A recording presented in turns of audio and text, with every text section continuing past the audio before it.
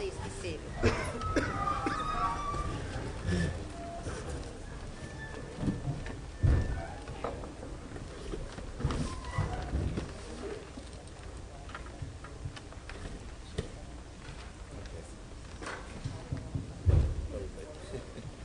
First item on the agenda is comments from the public on agenda items.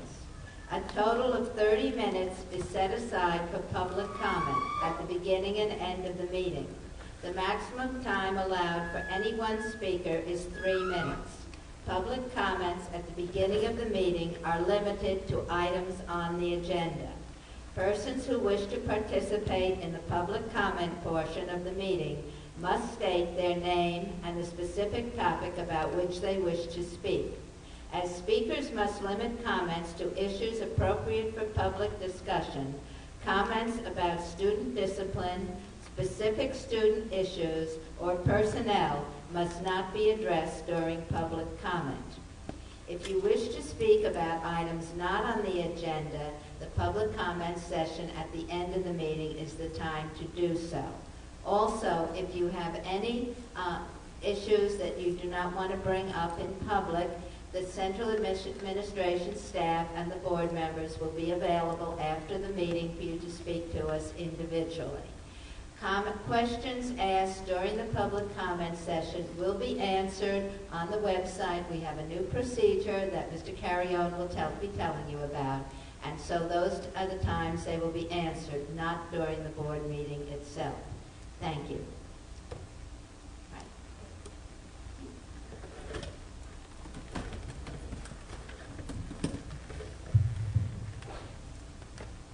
My name is Ed Slopshower, Town of East Fishkill. Good evening, Board of Education, Superintendent, members of the community.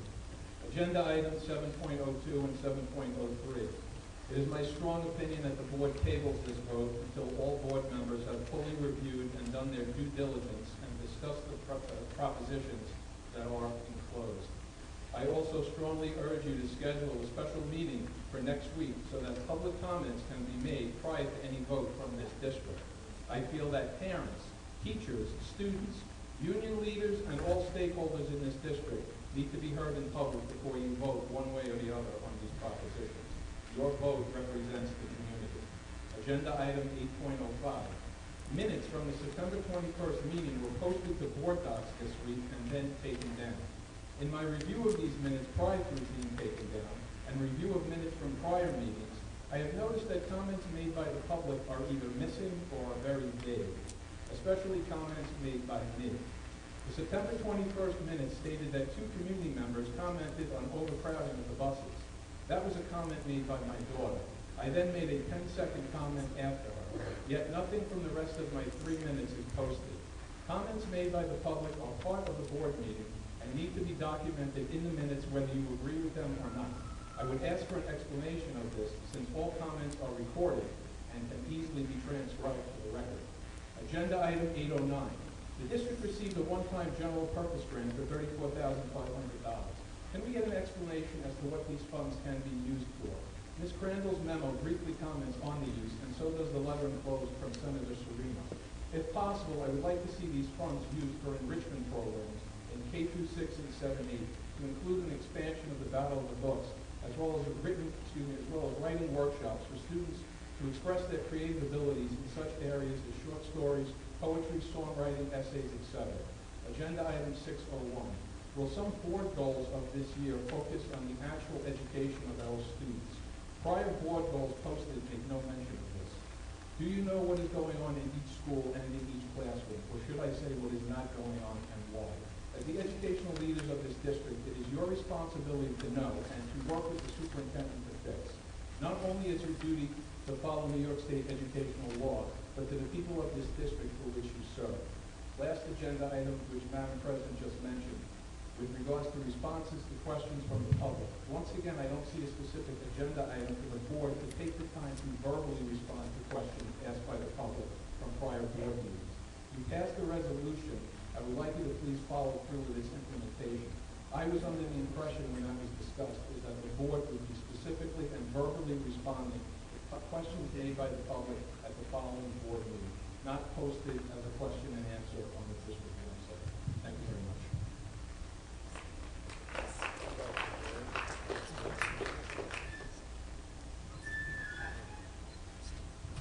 Hi, good evening.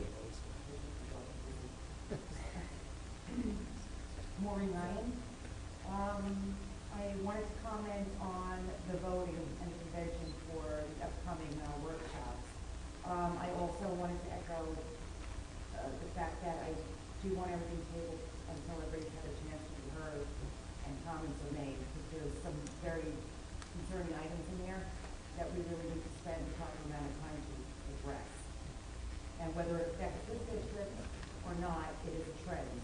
And it's a trend that we need to squash before it comes down the pipe.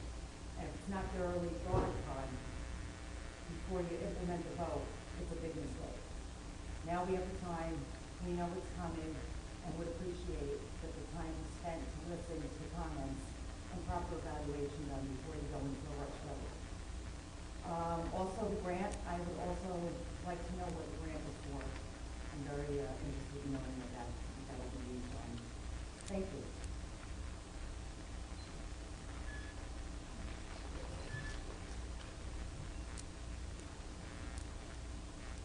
Hi, Superintendent. I really didn't prepare anything. I was trying to go through all the resolutions that you guys are supposed to go through as well. Resolution 1, sending the academic year, whether it be start times, end times, or extending the calendar year. Resolution 2,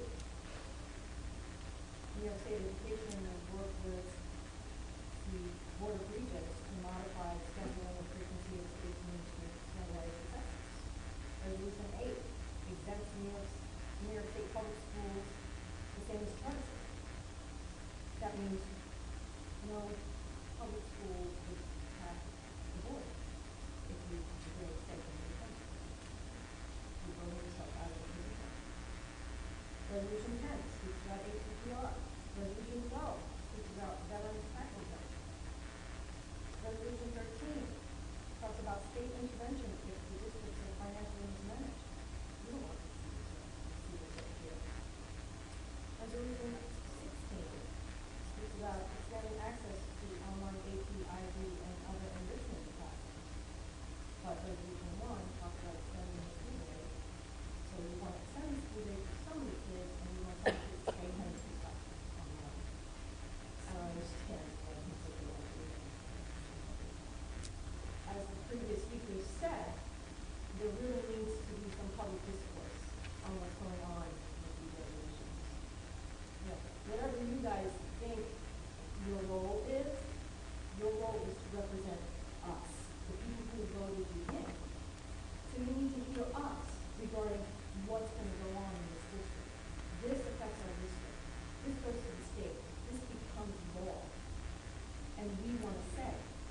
And it would behoove you all to have a nice sit-down town hall discussion with us, instead of us coming to a board meeting, speaking for 3 minutes, looking at the blank stares or the stares down in the phones or on the computer or on a laptop, while we're trying to speak to you and tell you we all need to talk about this before we do anything. So it needs to be tabled.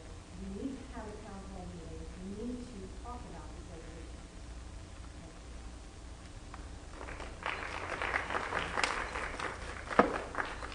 Applause during comments, either comments by the public or by board members or by presentations, is inappropriate. This is not that kind of a meeting, so please refrain. Thank you.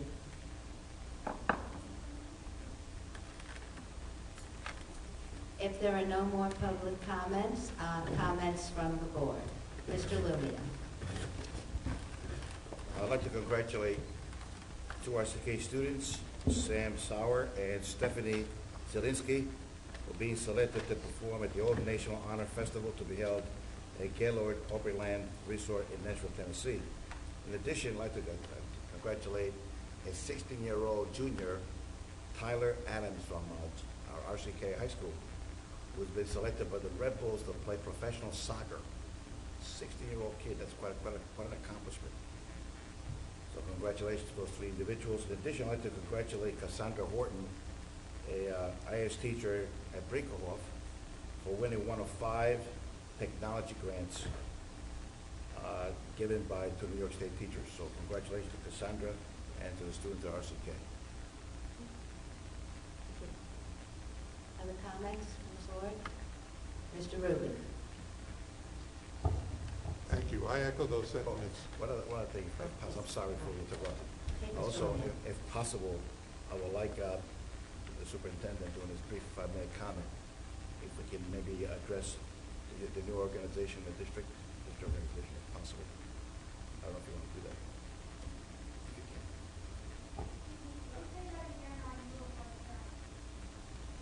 Oh, which one, which part? The whole thing?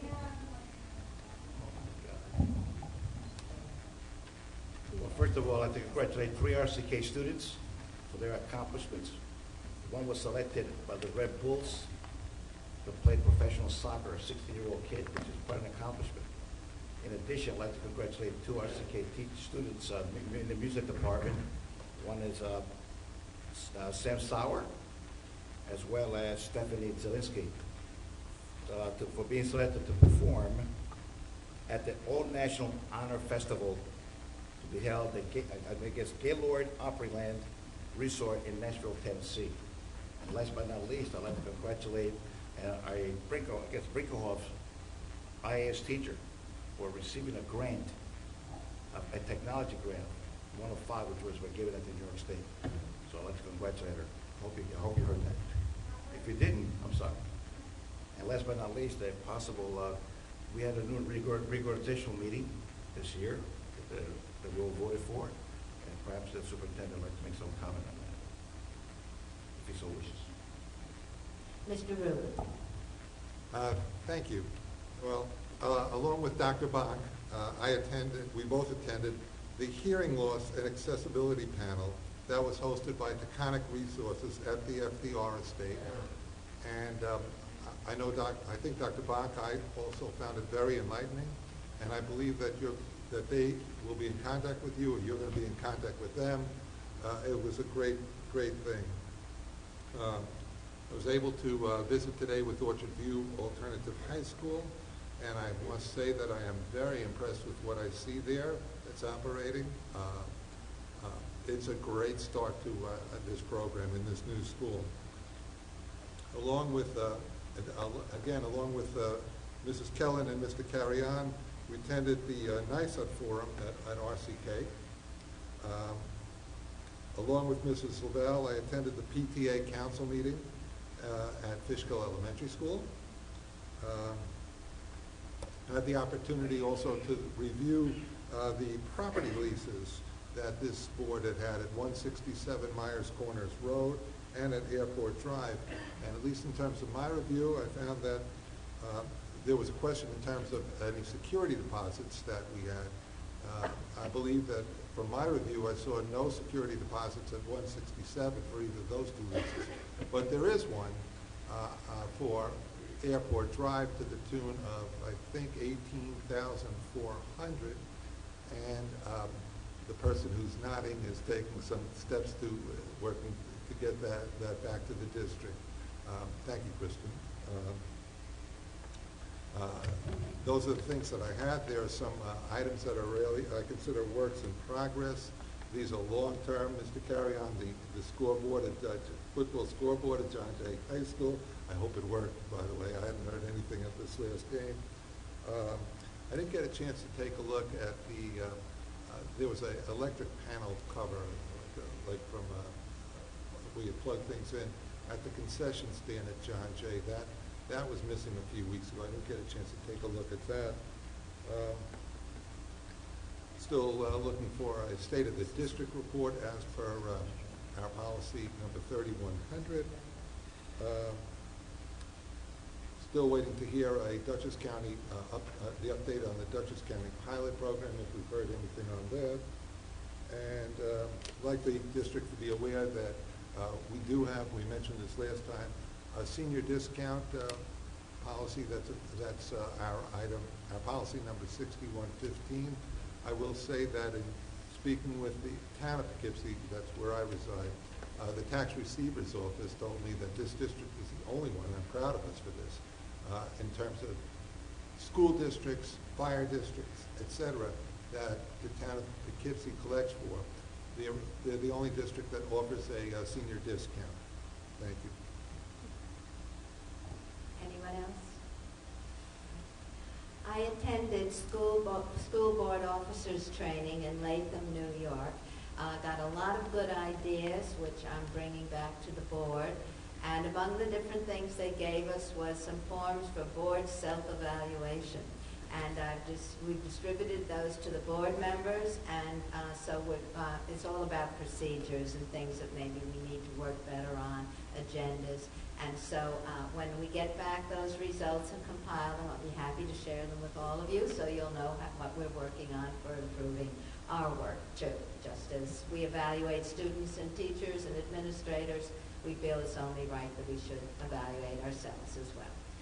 I attended those forums that Mr. Rubin mentioned by the WCT and also the PTA Council, and I went to the Dutchess County School Boards Association meeting where we discussed those resolutions which are before you today, and they gave us, we had a phone conference with a member of NYSBA, the New York State School Boards Association, who explained questions anybody had about certain of the issues. So when we discuss the resolutions later, I'll bring up more about that. If anyone on the board has questions about any of those that I could clarify, I will try to do so. Thank you. Mr. Carrion.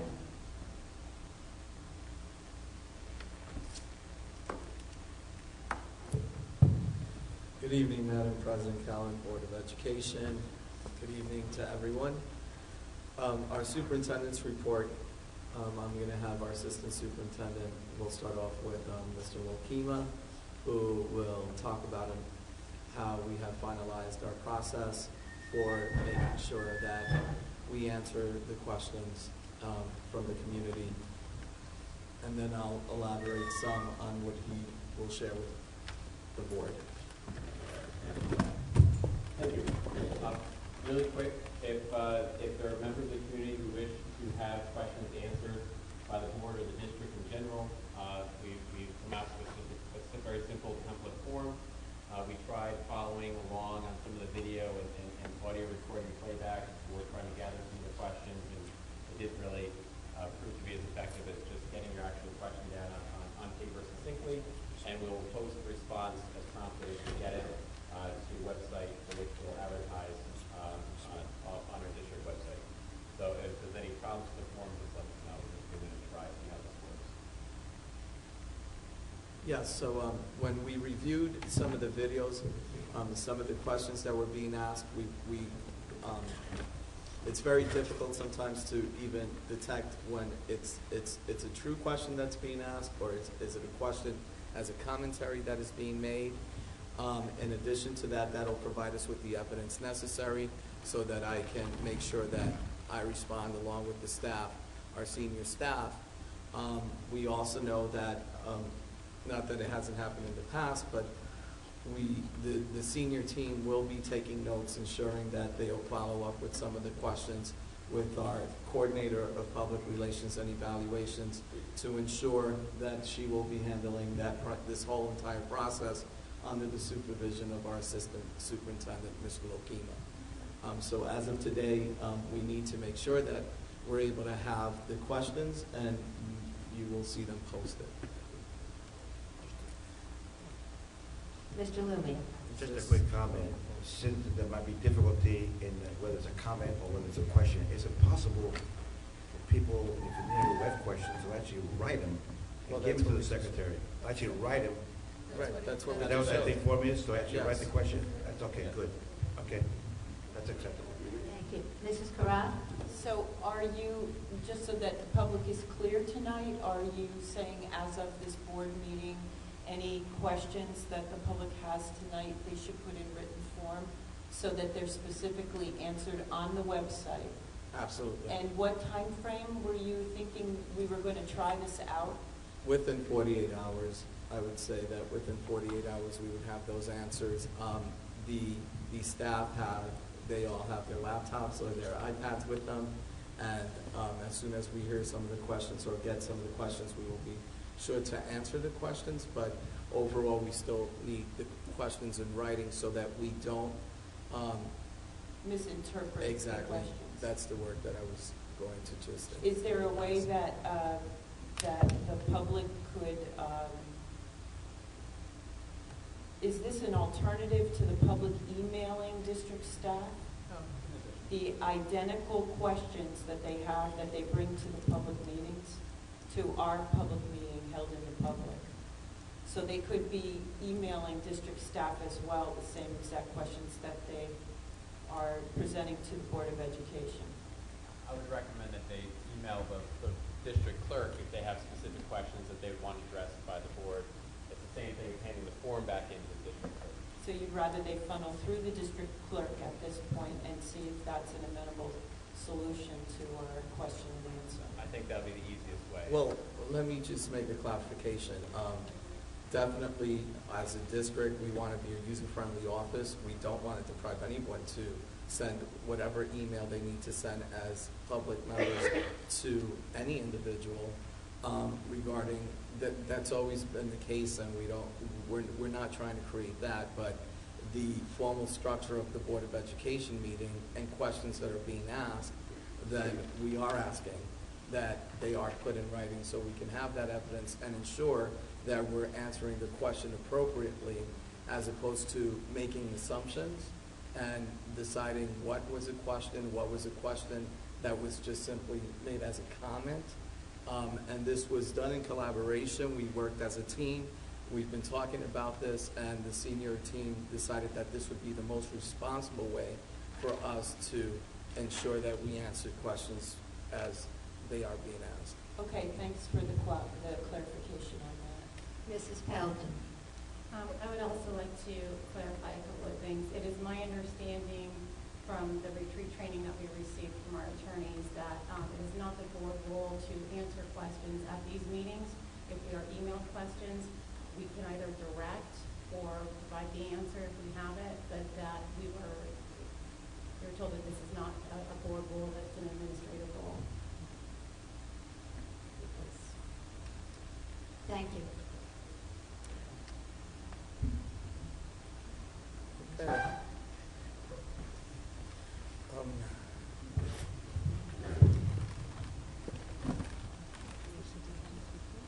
That was the superintendent's report, so we'll move on to Very good. Now we're moving on to the presentation about the board goals and strategic plan of what has been done in the past year. Thank you. Okay. There was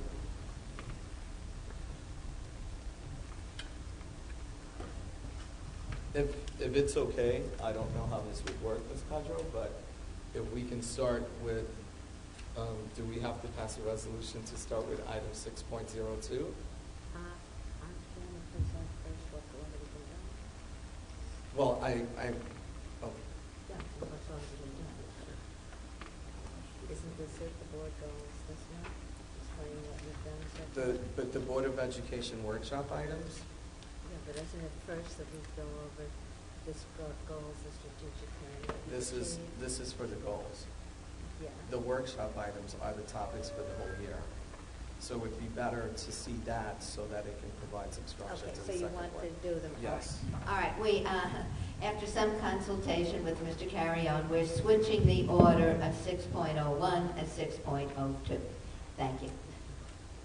I need a motion to amend the agenda on that. All right, I'll good. make- Yes, thank I'll you. make Mr. the Rubin. motion. Motion made by Mr. Rubin, seconded by Mrs. Pelton. All in favor? 8-0.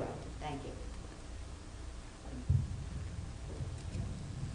The reason why one was 6.02 and looking at some of the workshop items that I'd like to share with the Board of Education would probably also help to guide looking at deciding some of the board goals.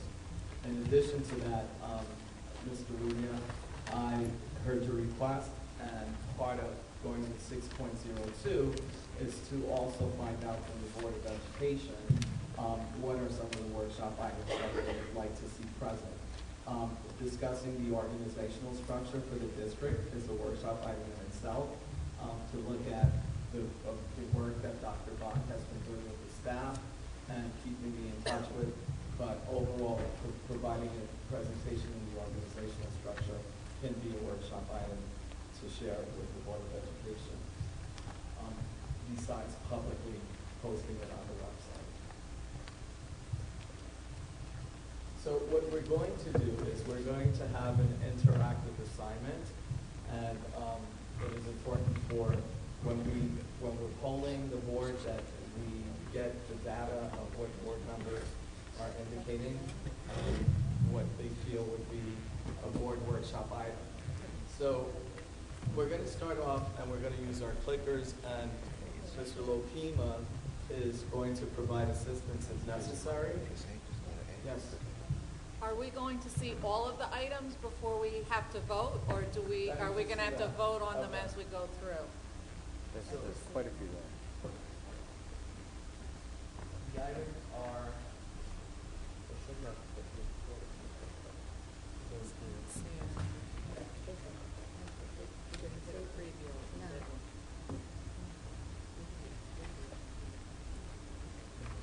You want everything, don't you?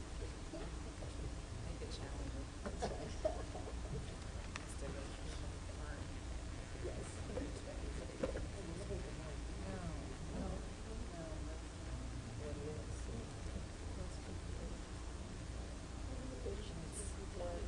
Workshops are going to be presented throughout the year at the board meeting. And we want us to rate which ones are high priority, low priority.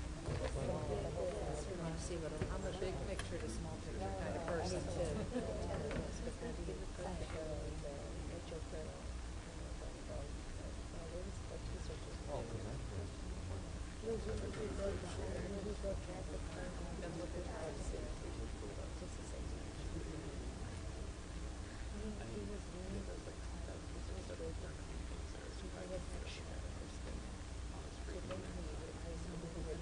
I just want to get a sort of big picture. That's a good idea.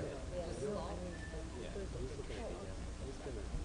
mean, I was also introduced to them, and I could not even just, I could not even, but we took the, the double decker.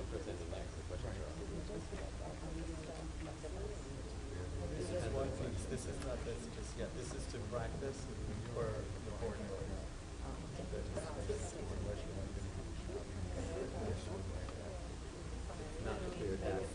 No, and it's not, you'll see when you go through it, it's still one at a time. Always try and outside the The workshop items.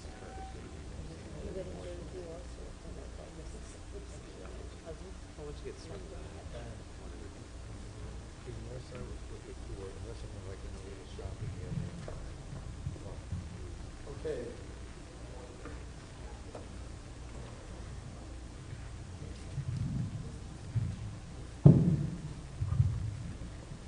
So the purpose, although you see those tentative dates on the left-hand column, I'd like you to ignore that. Some of these items are mandatory. For example, today, we're going to start off with the Board of Education goals. District goals aligned to the strategic plan. That's why I asked if we can do this first.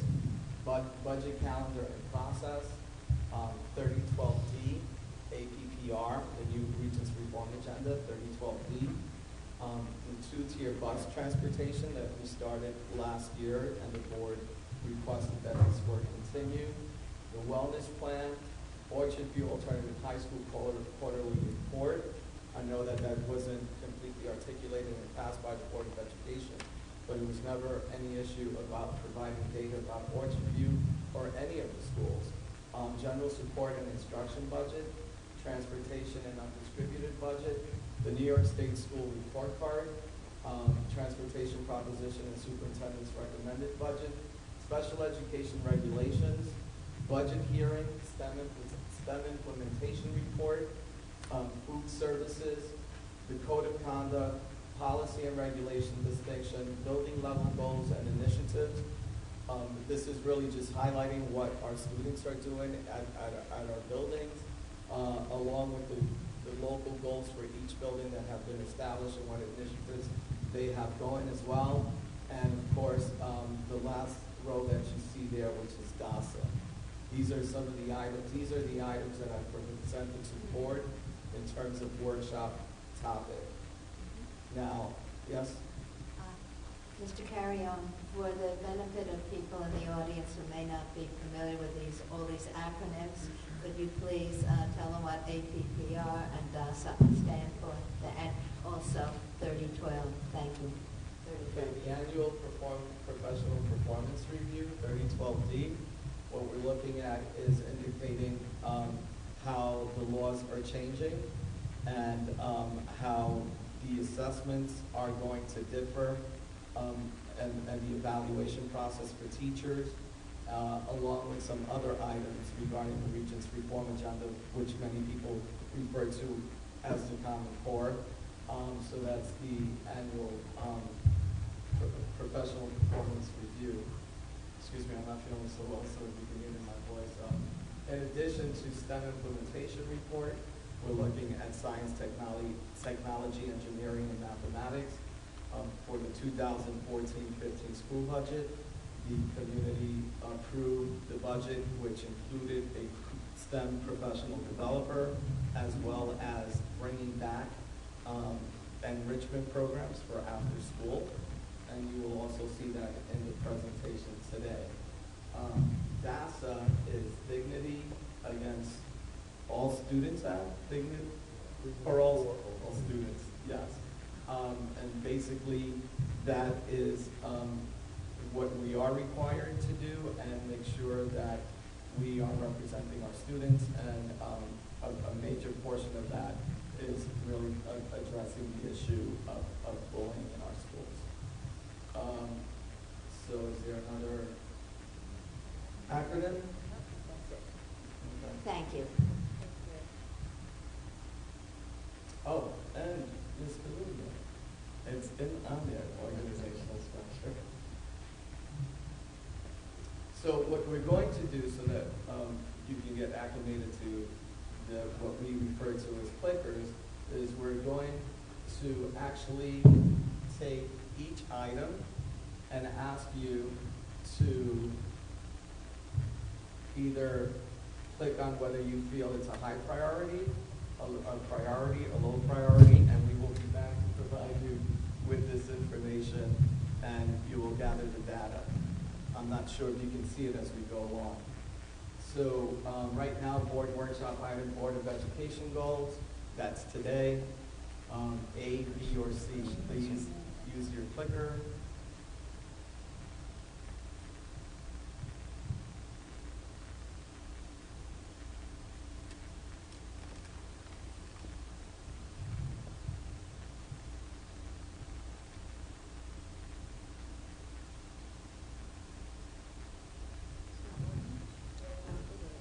You're gonna hit the number 8. You're gonna hit A, B, C, and then you're gonna hit the big white enter button in the middle on the top. That's yep. There you go. So if I already hit A or B or C, just hit the button? That's A, correct. B, or C, and then hit enter. Yep. I'm gonna turn off. Do I have to do it again? Yeah. And then it's all fine. No, you're good. You're good. Now you're in question 2, and then as long you're gonna see the arrow point to question 2, you know that you'll be in question 2. You're left. So we'll go. Oh, I see. Up the option here. A, B, or C, and then hit enter. Yes, that's your A, B. Oh, so now they're putting the arrows on two. We're only waiting on. Well, I turned off Soma, so that should be fine. So now we should be good to go. So we got everybody. So ready for question 2? Yes. Budget calendar and process, this is mandatory. Am I right? Okay.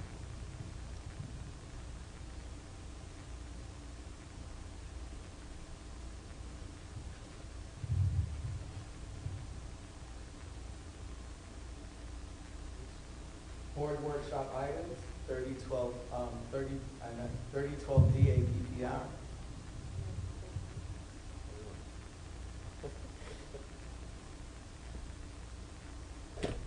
Not your card?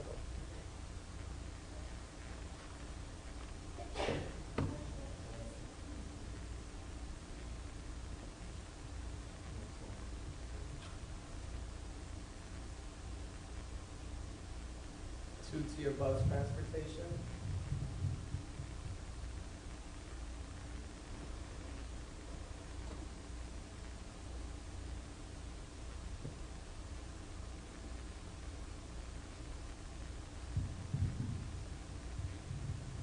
The wellness plan.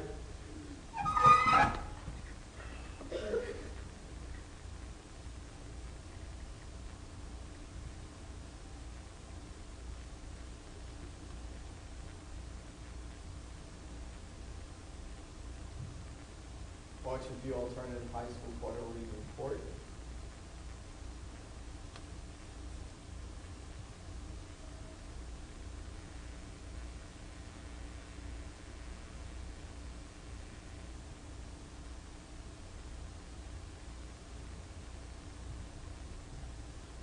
General support and instruction budget. This is also mandatory.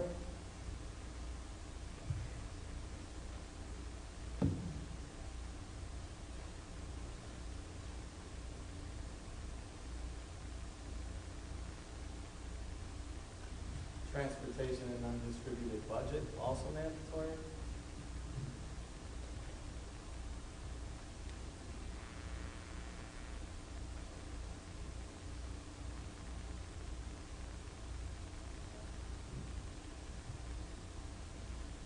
New York State School Report Card, which identifies all the data regarding grades 3 to 8 assessment, graduation, Regents exams, attendance, demographics of the Wabanee Central School District.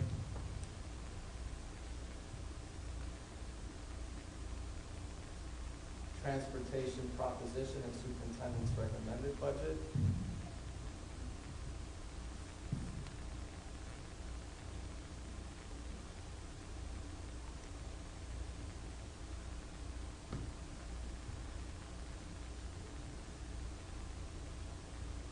Special education regulations.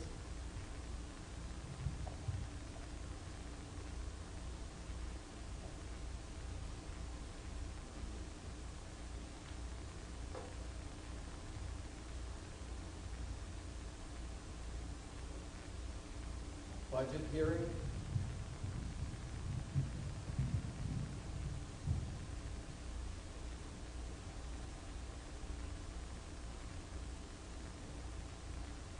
STEM implementation report.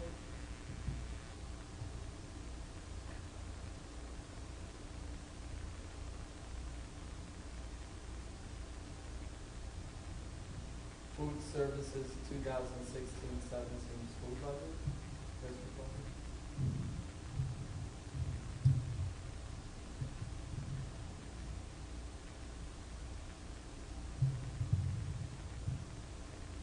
Code of conduct. We did indicate we were going to make this, keep this a living document and revisit. That's why it's still part of the workshop item.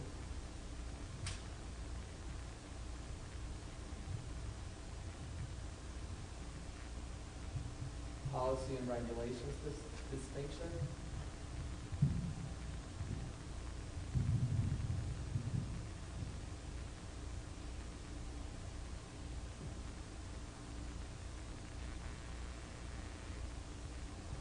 Building level goals, it should say district and building level goals and initiatives, what we're doing in our schools to support the goals that will be established by the Board of Education.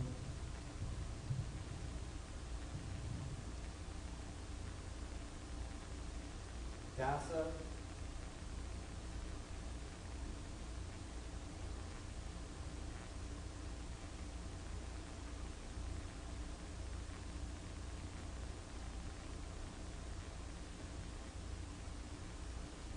Organizational structure of the district. And there we are. So I will have that in your weekly memo review, and we will also share the data at the next Board of Education meeting with the superintendent's report.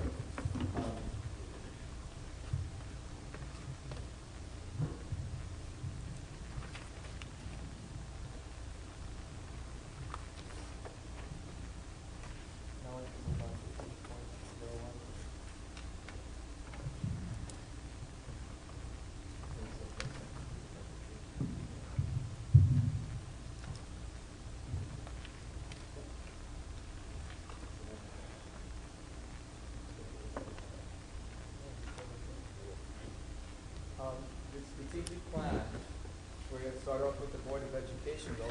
Strategic plan, it was one of the goals established, and I'll just read it quickly, was to achieve the intent and results from the district's strategic plan selected as the focus for the 2014-15 school year at the level of at least proficient. The first one was a system is in place that all current and future employees understand the district's mission, core values, and strategic objectives on how their role contributes to that. That was strategy 1.1. As you can see. Yes, absolutely. Thank you.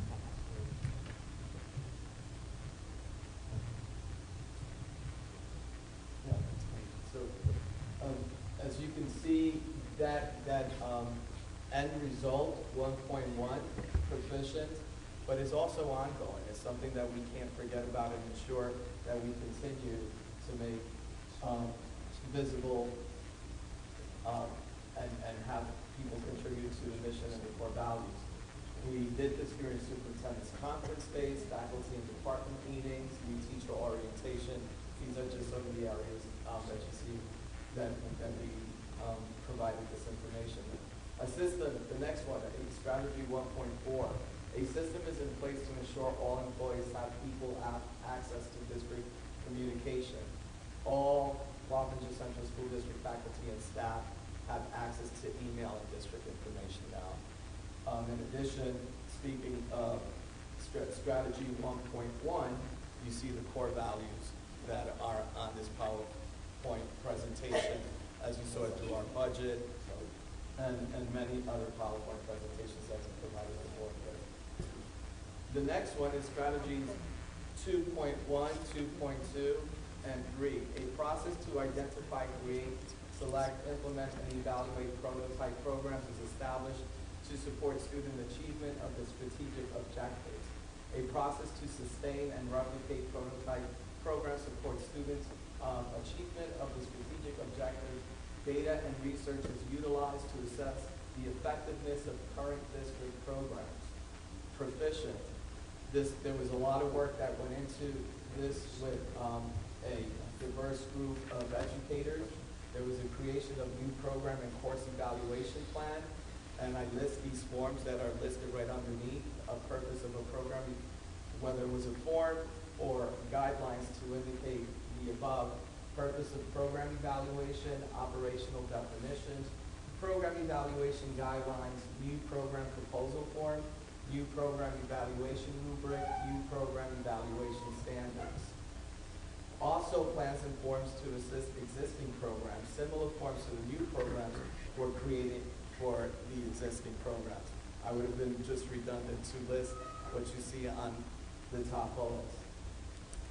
The strategy 2.4, the school community utilizes technology and resources to create and support goal setting and individual learning experiences from kindergarten through 12th grade. Implementation of technology enhanced units in grades K through 6, a focus on digital literacy, approved 2015-16, increased student, this was approved in the budget to increase students to device ratio across the district. Therefore, we have what we're mandated to do, which is our technology equipment code item, which we have to put a certain number in there, but if you remember back to the budget, we also utilize our general funds to increase technology for our students.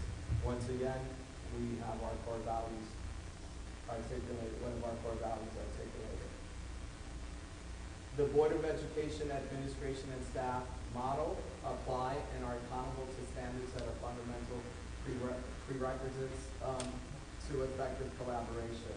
I apologize again. Strategy 3.2, proficient and ongoing, creation of norms of collaboration for district meetings and professional development. You do remember seeing them posted in our former Board of Education room. It's something that we start our professional development with. Encourage and provide respectful responses that we do. We've had, I believe, Ms. Intron is sitting here today, and she's done some turnkey professional development in terms of listening techniques and being respectful to when having dialogue with teachers and parents and students. Professional development reinforces the definition and importance of the effective collaboration. So we've done professional development reinforcing these definitions. We also have strategy 4.2, a process exists to align the talents and resourcefulness of current employees in order to achieve the strategic objectives. We have proficient and ongoing professional development was facilitated. We utilized we modified EdCamp, but we did share that with the Board of Education and indicated how successful it was not to bring in these one-time professional developers, but to really have all of our teachers participate as facilitators and take place in a roundtable discussion. And it was a very productive day that teachers from K through 12 were just raving about, as well as support staff. In-service courses co-taught by administration. This was something that I'm so proud of and I found to be very unusual. Last year, our former Assistant Superintendent, Janet Orden, along with our coordinator, Mrs. Cintron, provided in-service courses that they taught as well.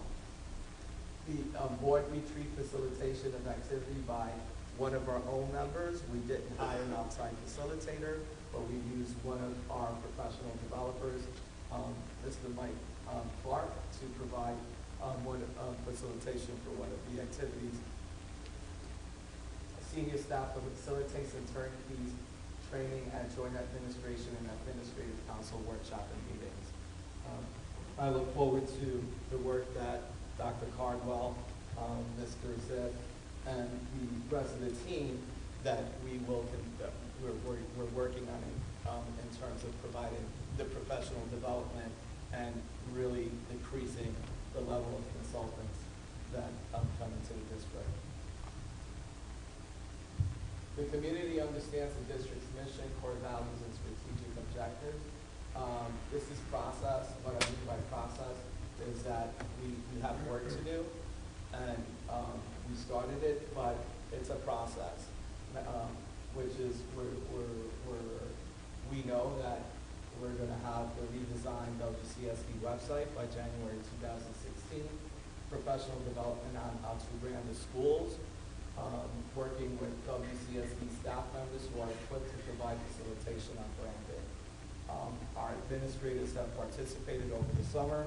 We went to SUNY New Paltz, along with many administrators around the Hudson Valley area, and spent a lot of time with neighboring school districts discussing how to brand our schools. Strategy 5.2, the community understands the district's protocol for participation in our schools. This is proficient and ongoing. We still, every area needs improvement, but creation of a template for outreach to the community, link on the website, and special email to be created for Q&A, which we talked about previously. If we move on to the next goal, STEM and enrichment, develop a plan. Excuse me, just a moment, Mr. Carrion. I think we had some questions on the strategic plan. Mrs. Hardiman?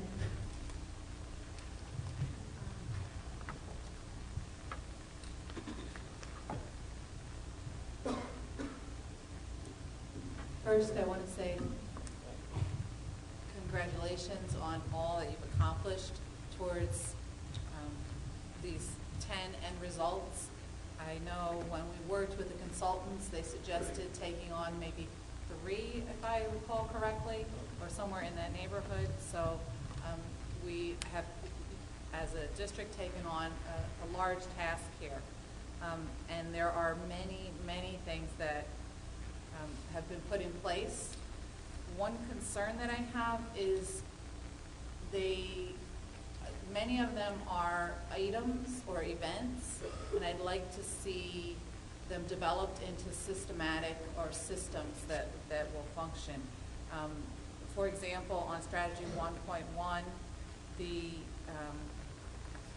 understanding of new employees and current employees, there are a lot of events that happened in the course of this year, but I'd like to see that developed into a systematic series of events or processes that would address that communication piece. So if I can make a suggestion, the comments that you're making, the purpose for this is to look at what goals we want to establish for next year. Okay. So either I can finish, and then, because I'm listening to this, and it sounds to me like maybe that's a goal to consider taking it to the next level. And Absolutely. So respectfully, I'm just saying that. No, that's sort of a generalization of my observation. I just wanted to give a concrete example. Thank you. Thank you. Did anyone else have any questions before Mr. Carrion I'm continues? sorry. Okay, Mr. Carrion? Devon and Richmond develop a plan to be implemented in 2015-16 school year and aligned to the district's strategic plan, which will increase enrichment and STEM opportunities at the K-6 level. The school district, I'll tell you what came of this. The professional developer was hired for STEM and enrichment.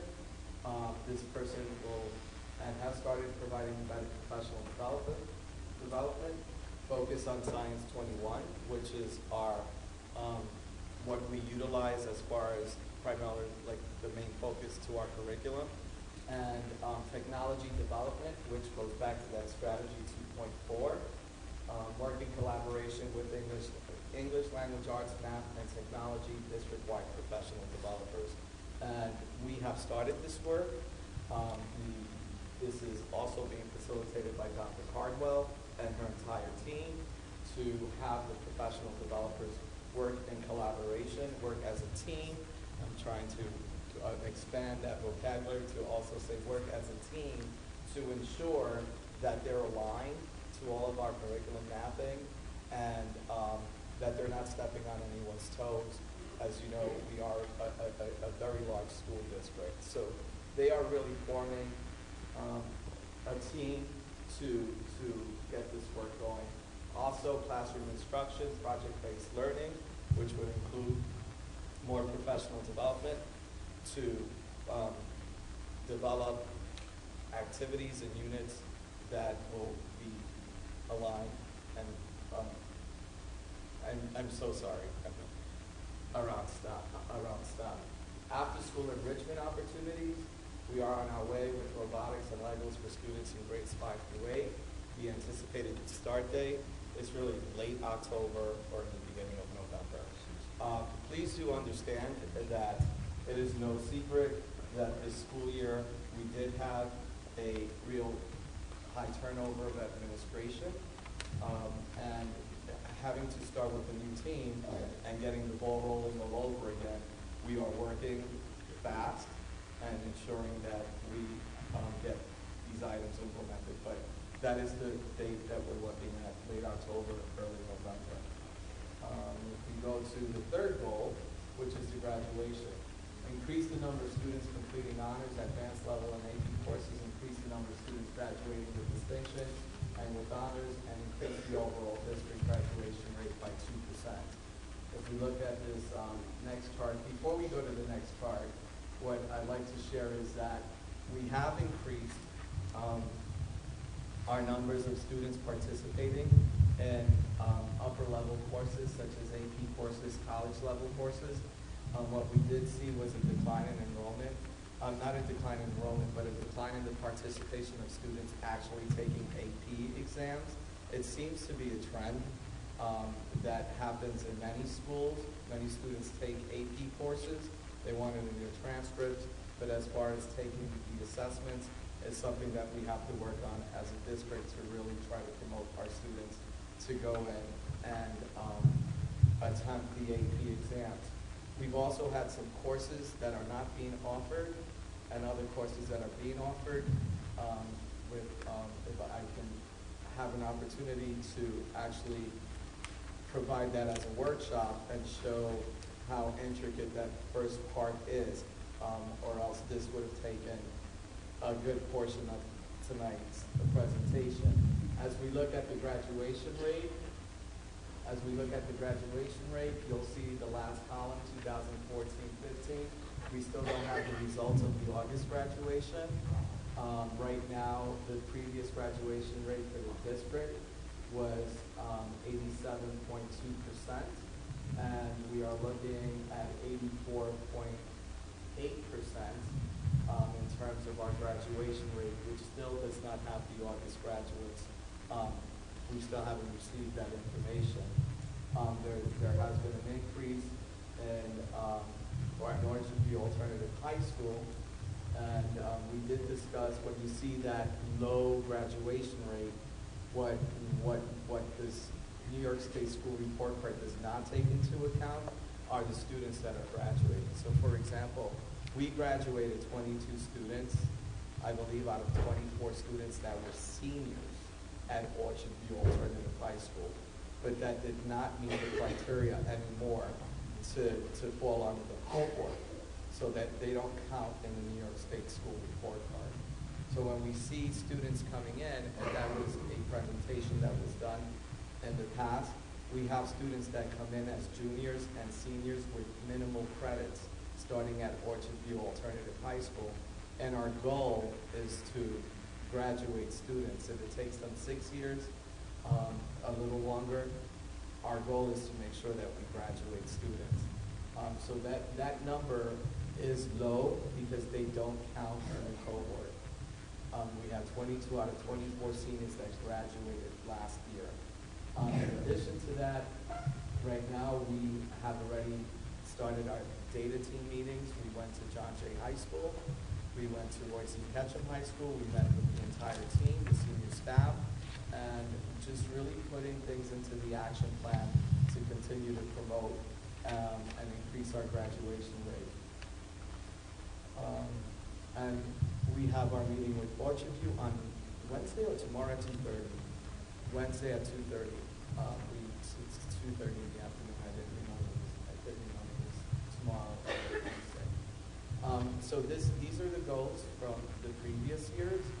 I have to say, it's nice to hear that you're treating all high schools equally in this. Absolutely. Big news. Absolutely. If I can just finish with some other PowerPoint presentation, is it part of this page then, or? No, it's not. Mr. Perry, when do we expect to have the final graduation numbers? Do we check know every from the day. state? We check today. We Soon. yes, soon.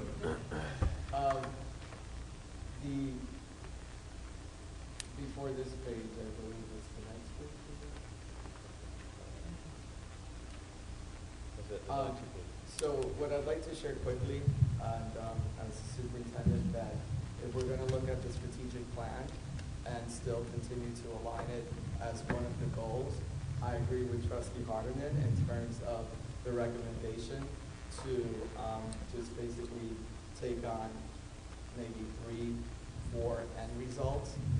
So I would hope that the board would take that recommendation also from Trustee Hardiman.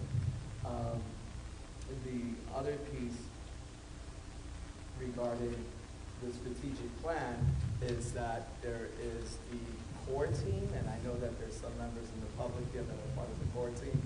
And we had our meeting, we had a teleconference, and we have to reconvene the core team.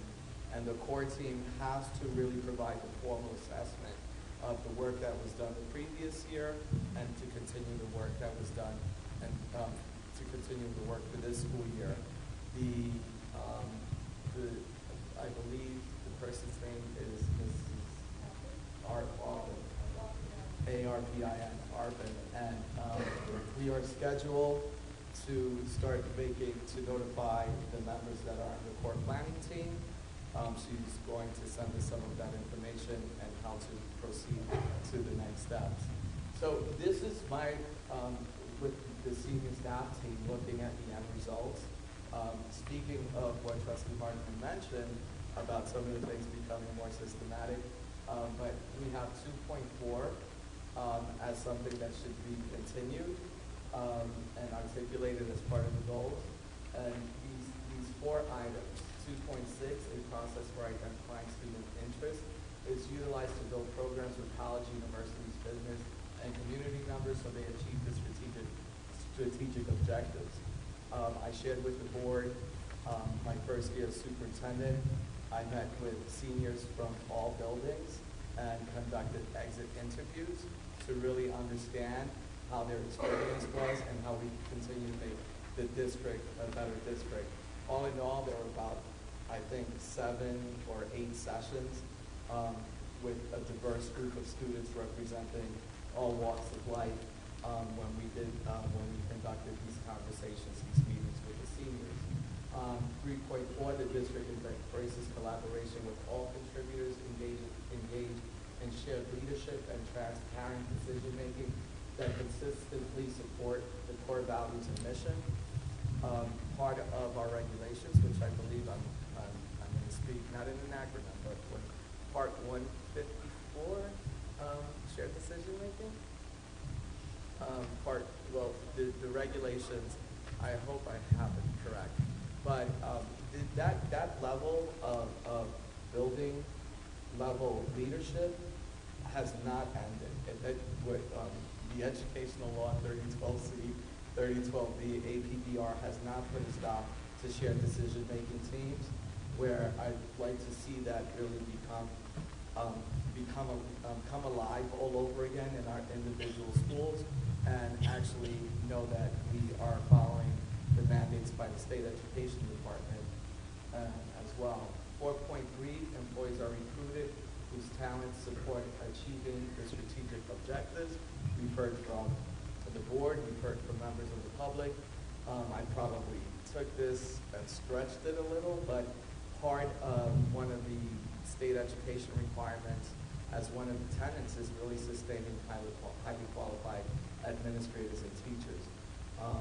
Our take and our view and that highly qualified, we feel it's a moment. You have great moments. Not every moment you're great, but what we're trying to get at is making sure that we continue to celebrate and recruit and sustain these wonderful, talented people that educate our children.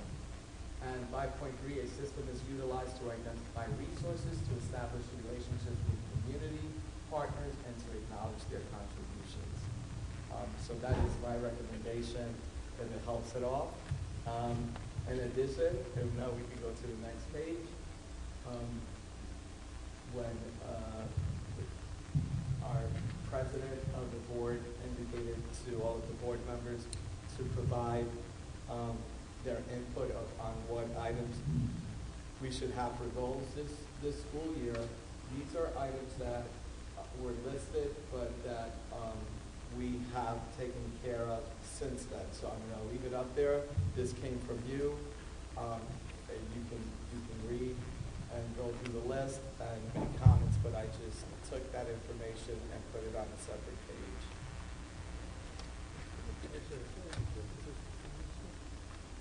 Thank you, Mr. Carrier. Does anyone have any comments or questions? Dr. Risby.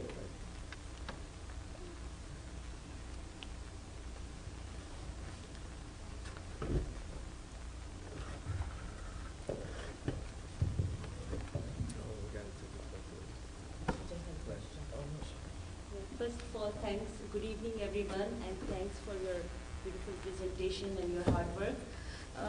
The question I have is that at elementary level, we used to have enrichment program for gifted kids. So I think in this strategy 2.4, is this you're referring to implementation of technology enhanced unit in grade K to 6, or this is the other one you are referring to? Enrichment program. That's it. That's the one. Mm-hmm. So we are going to have elementary schools all these Yes. enrichment programs. Yes. Which is good because We have our professional developer, and we're working on curriculum, and we will continue to work on establishing that. That's the information that I shared. We have we have professional developers in the technology department, English language arts, mathematics, and now our STEM developer to actually really develop a cohesiveness and provide that level of enrichment in our schools that is no longer in existence. And I just Or want to understand. it is, but not in a formal structure. Thank you. And I just want to understand implementation of technology enhanced unit in grade K to 6, if you can. Yes, Mr. Lokima, the implementation of technology and enhanced units in grades K through 6 is really, can you speak on this item? But it really talks about the actual technology piece, not integrating technology as part of teaching math, science, social studies. Right. The K to 6 technology enhanced units is really based on projects that are built into the curriculum maps at grade level for particular subject area. In most cases, and Mr. Roberto can correct me because he was the architect of a lot of it, along with the other content area coordinators, but I think I'm Mr. Roberto because he's here. Largely for social studies to start out with. So the idea was to ensure that kids in every building are getting consistent access to technology-based projects and digital literacy skills across the district, and using technology in subject areas where it makes sense as an enhancement to the curriculum and to better understand the learning material. Thank you. I'm sorry. Could you speak Speak into the into the mic? mic.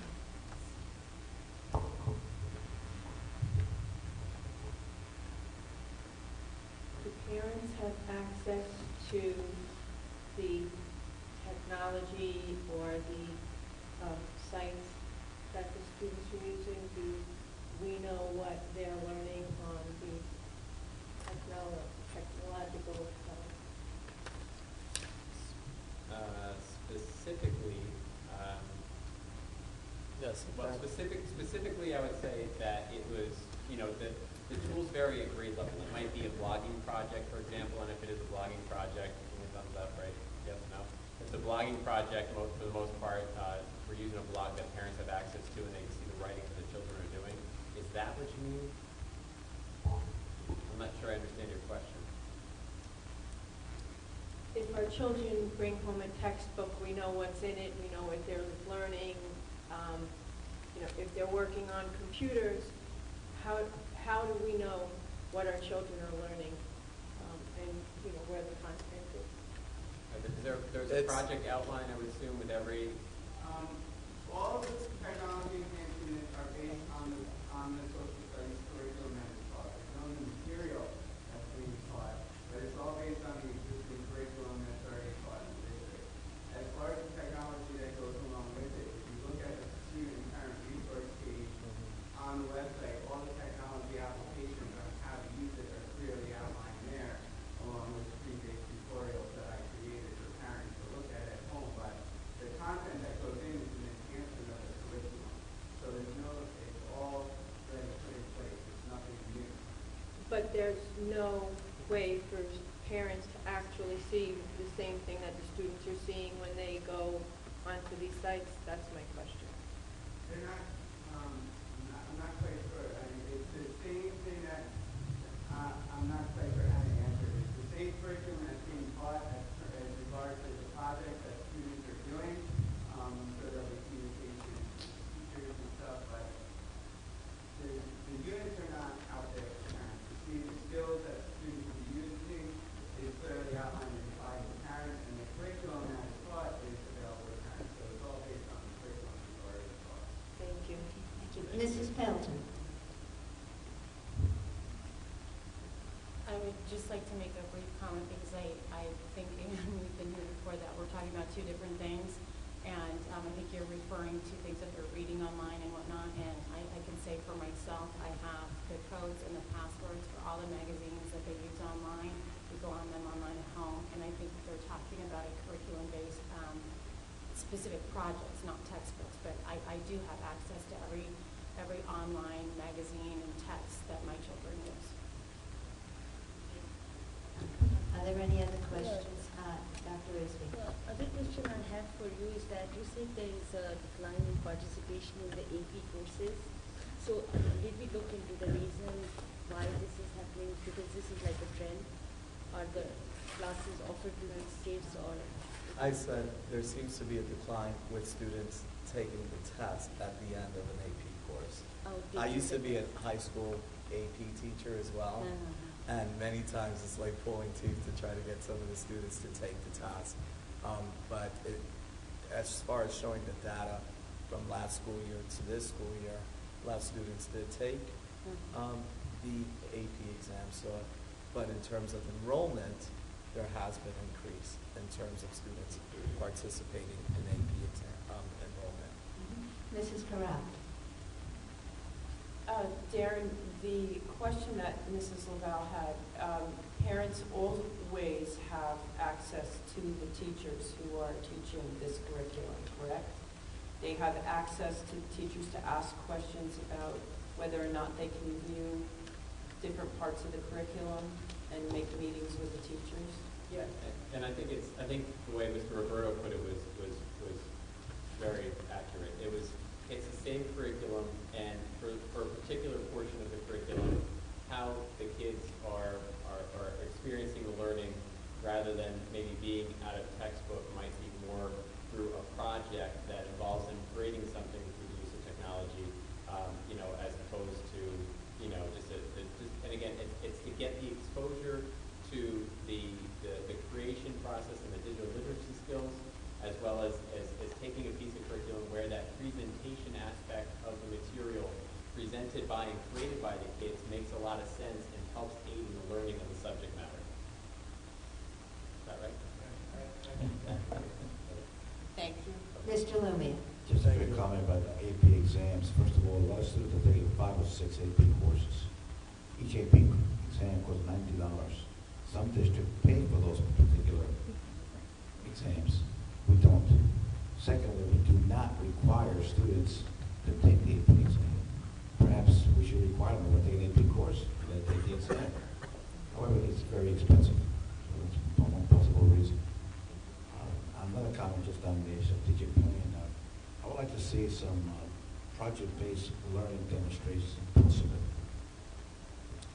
Nice to talk So about that it. goes to but I'd like to see 6.02. I don't know I'm sorry?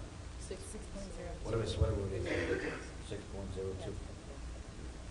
Yeah, I'd like to see some actual demonstrations so that I'm not aware of it. I could appreciate it so everybody else can. Thank you. Are there any other questions or comments? In addition to that, Yeah. I think there's another replicates of the prototypes. I'd like to see a demonstration on that, what actually is involved in that. I think it's 2.1, I think it is. 2.1, 2 and 3, I think it is. I'd like to see a demonstration as to what's actually being done. 2.1, 2.3. I think it's 2.12. Yes. It says, I'll give you. prototype provide- create, select, implement, and evaluate prototype program. I'd like to see what prototype programs have been actually done. Looked at, whatever. I can talk again for being informed. Thank you. Any other questions or comments?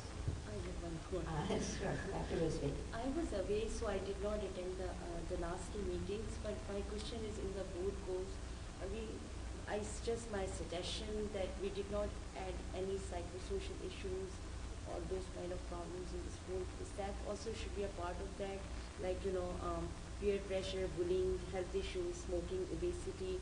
So that also should not be a goal also, the board goals. I'm just thinking because this is also very important subject to focus on in the schools.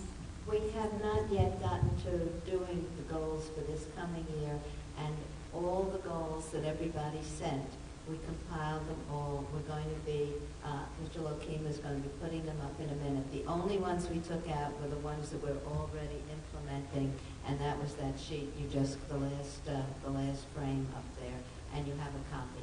So all the other ones, including wellness issues, are listed among the goals, and we'll be seeing that next. Next. So they will be, next in the agenda today. So it's okay. coming up. Oh, okay. Great. Thank you for bringing it to our attention.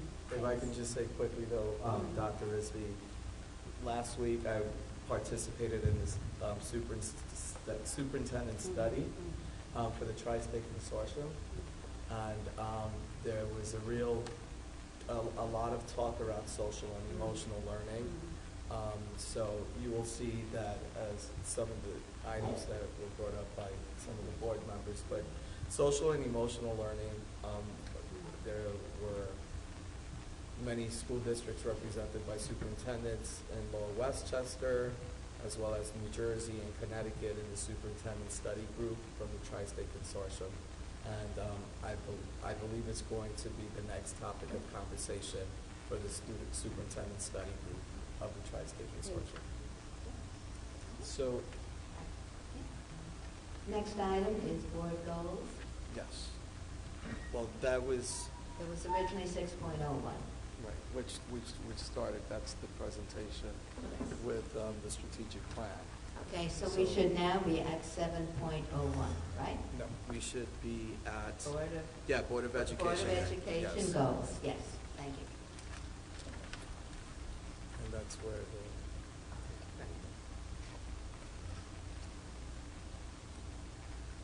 These are all the goals that the members of the board submitted, minus the ones that were already implemented.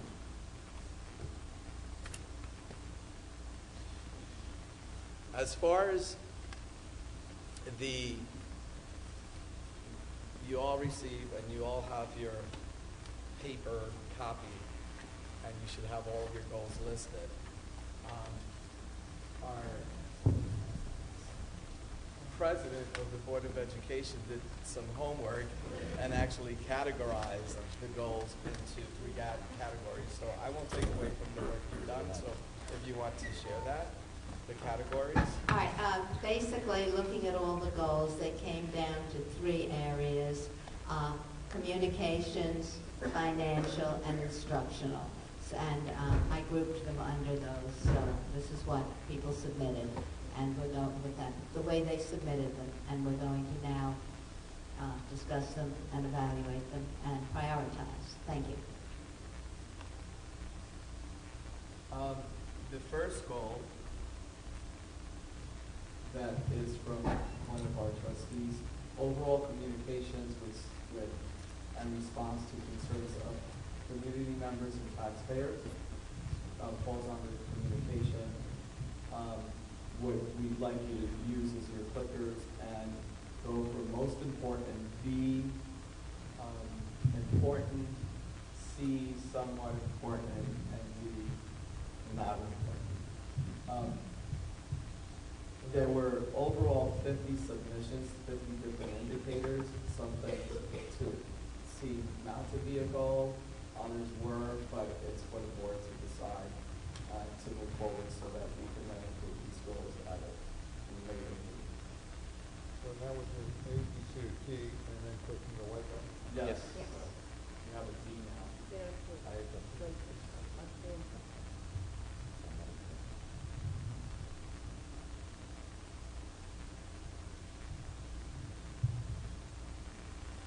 I would like the Board of Education to be completely paperless by June 30, 2016.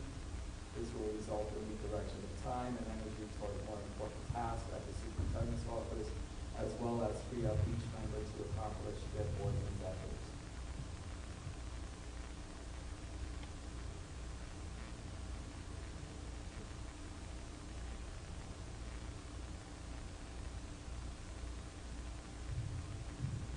Simplify language and use on website, policies, code of conduct, report cards, and all other public documents in order to improve communication with the parents and the community.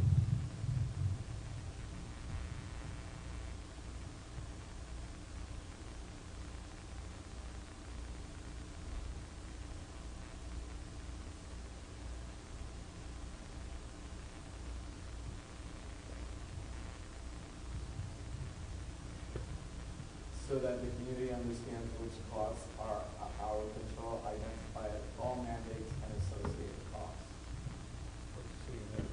Communication and financial.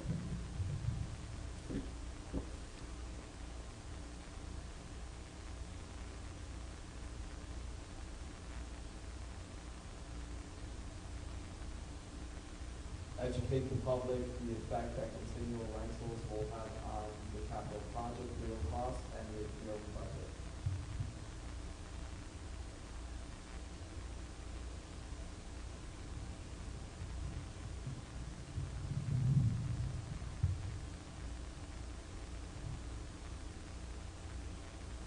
longevity incentives for essential administrative staff and principals.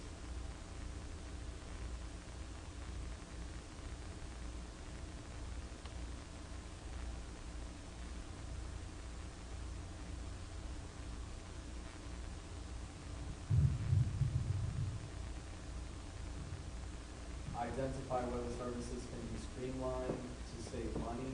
For example, can bus stops be more centralized, can bus routes be created to maximize larger ridership, or will we save money if we have parochial students riding with us?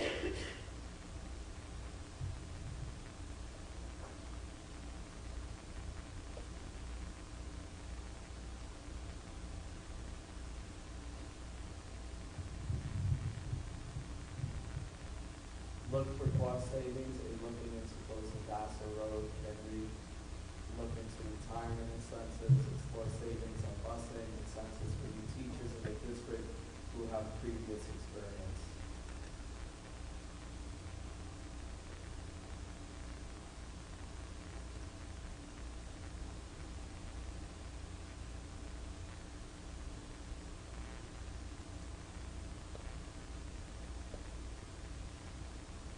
Look at other districts' transportation contracts and see where we can realize any cost savings. Excuse me. That was transportation policies, not contracts.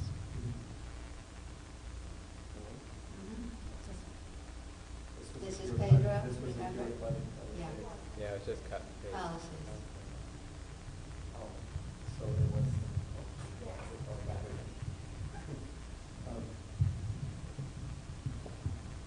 I'll say it again. Look at the other districts' transportation policies and contracts. No, Just policies. and see where we can realize the cost savings. Increase reserve funds.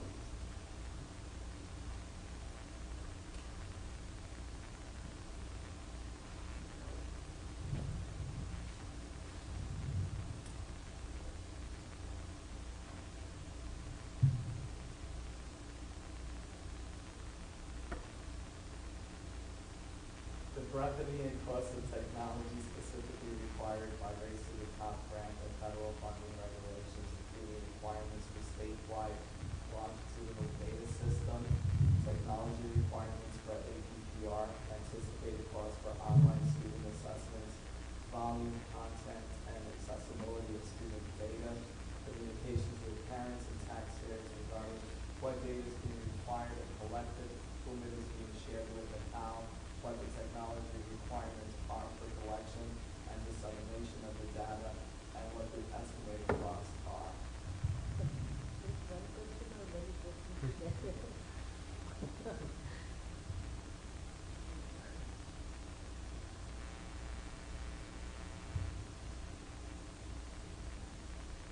Again, that should have been the breadth, not the brevity. I proofread this and talked with Mrs. Pedro. I guess the proofreading copy didn't get up here. It was the breadth. Well, that's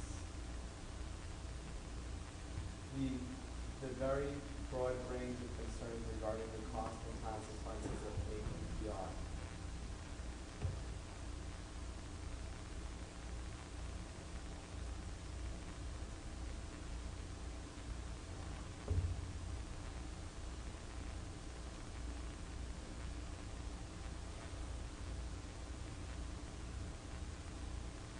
Cost and consequences of APPR.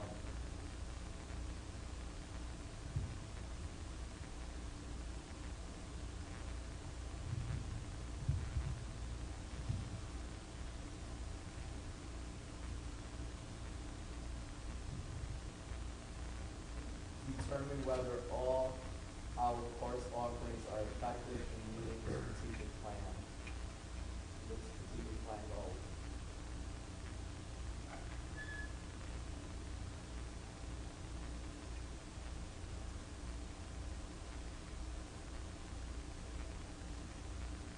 So that students who now have to take remedial courses at the college level, encourage all students to take a math course in their senior year.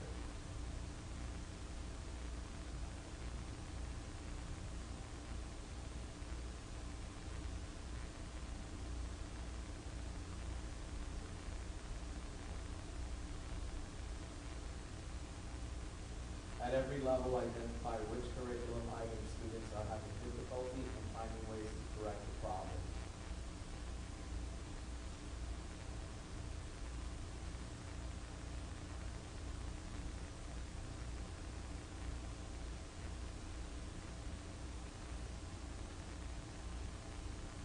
Provide opportunities for the teachers to collaborate and be continuously trained so that the instruction provided in the classroom will enhance student learning.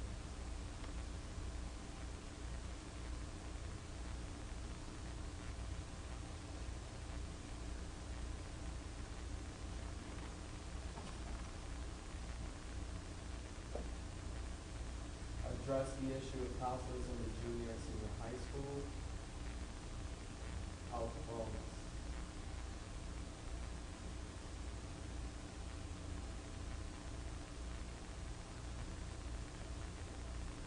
Provide learning opportunities for parents to experience the curriculum at each and every level.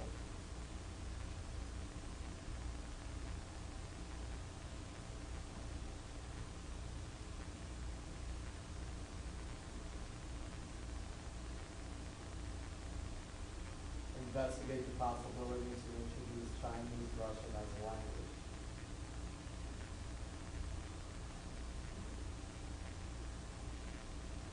Which should indicate as a foreign language.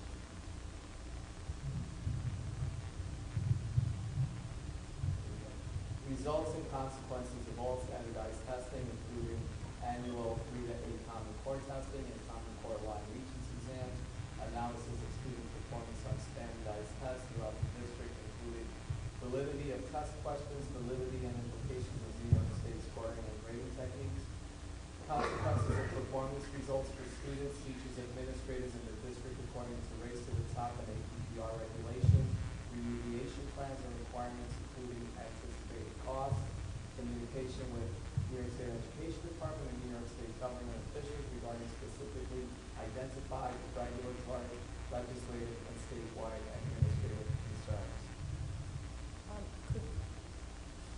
Could we just have some clarification as to what is the goal? What is the goal? I'm just narrating, so I know. it would have to come from. Is there a possibility? Because at this point, I'm not really sure what I'm clicking about.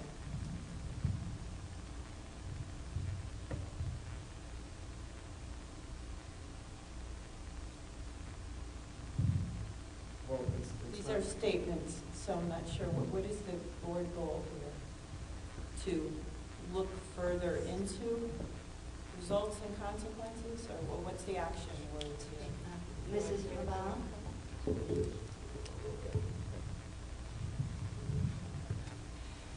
Our schools, teachers, administrators are all being evaluated based on the assessments. The goal is to look at the assessment, determine whether there are concerns with the validity. There have been concerns expressed regarding the validity of the questions, so it's a broad goal that we look at the impact that the assessments have, the validity of the assessments, and to address the concerns that we find. Thank you.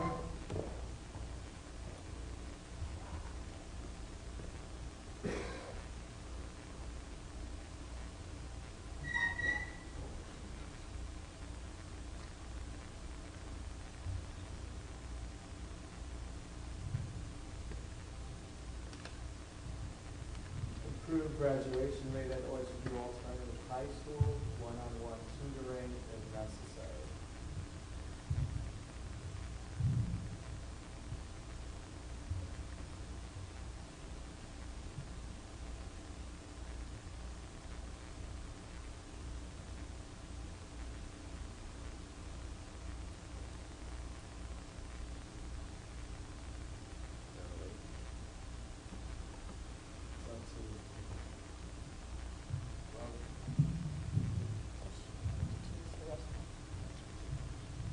We can come back. We can come back.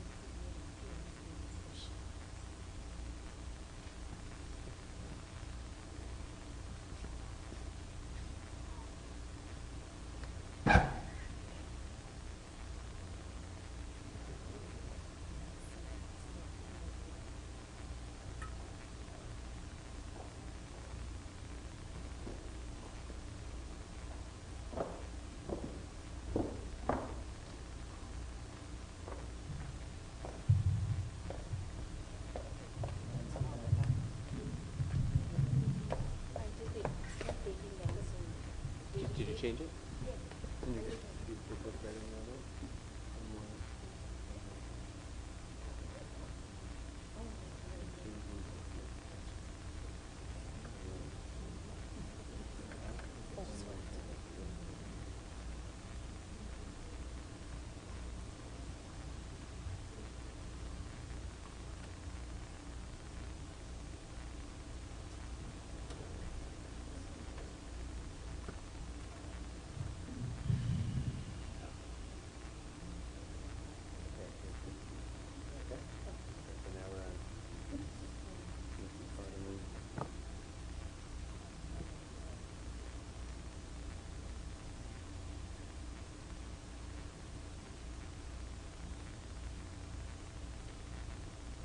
This question we'll wait for you after answer.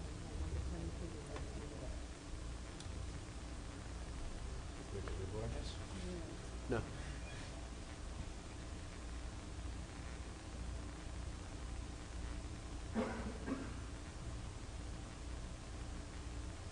Common Core implementation.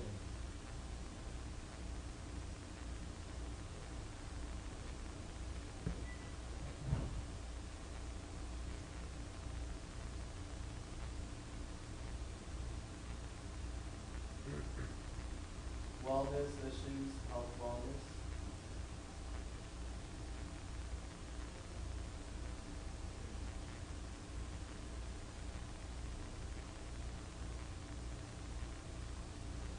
Cultural diversity.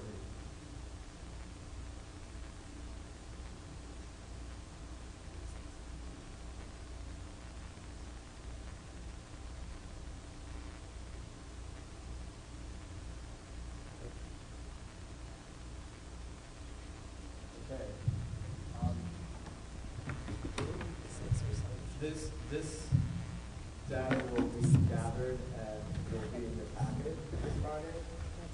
In addition,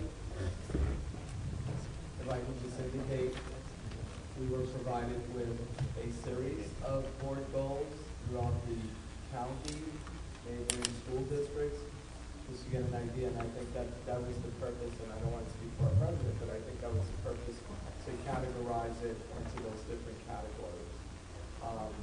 To then come up with a broader goal.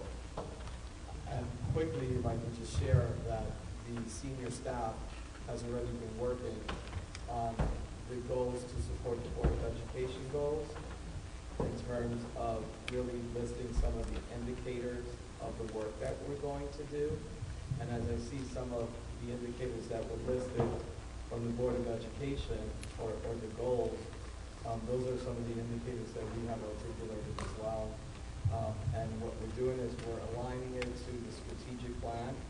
So we're creating the goals and the plan of action and indicating what end result it supports, whether it was from the previous year or an end result that the Board of Education is going to be for us to look at. Thank you.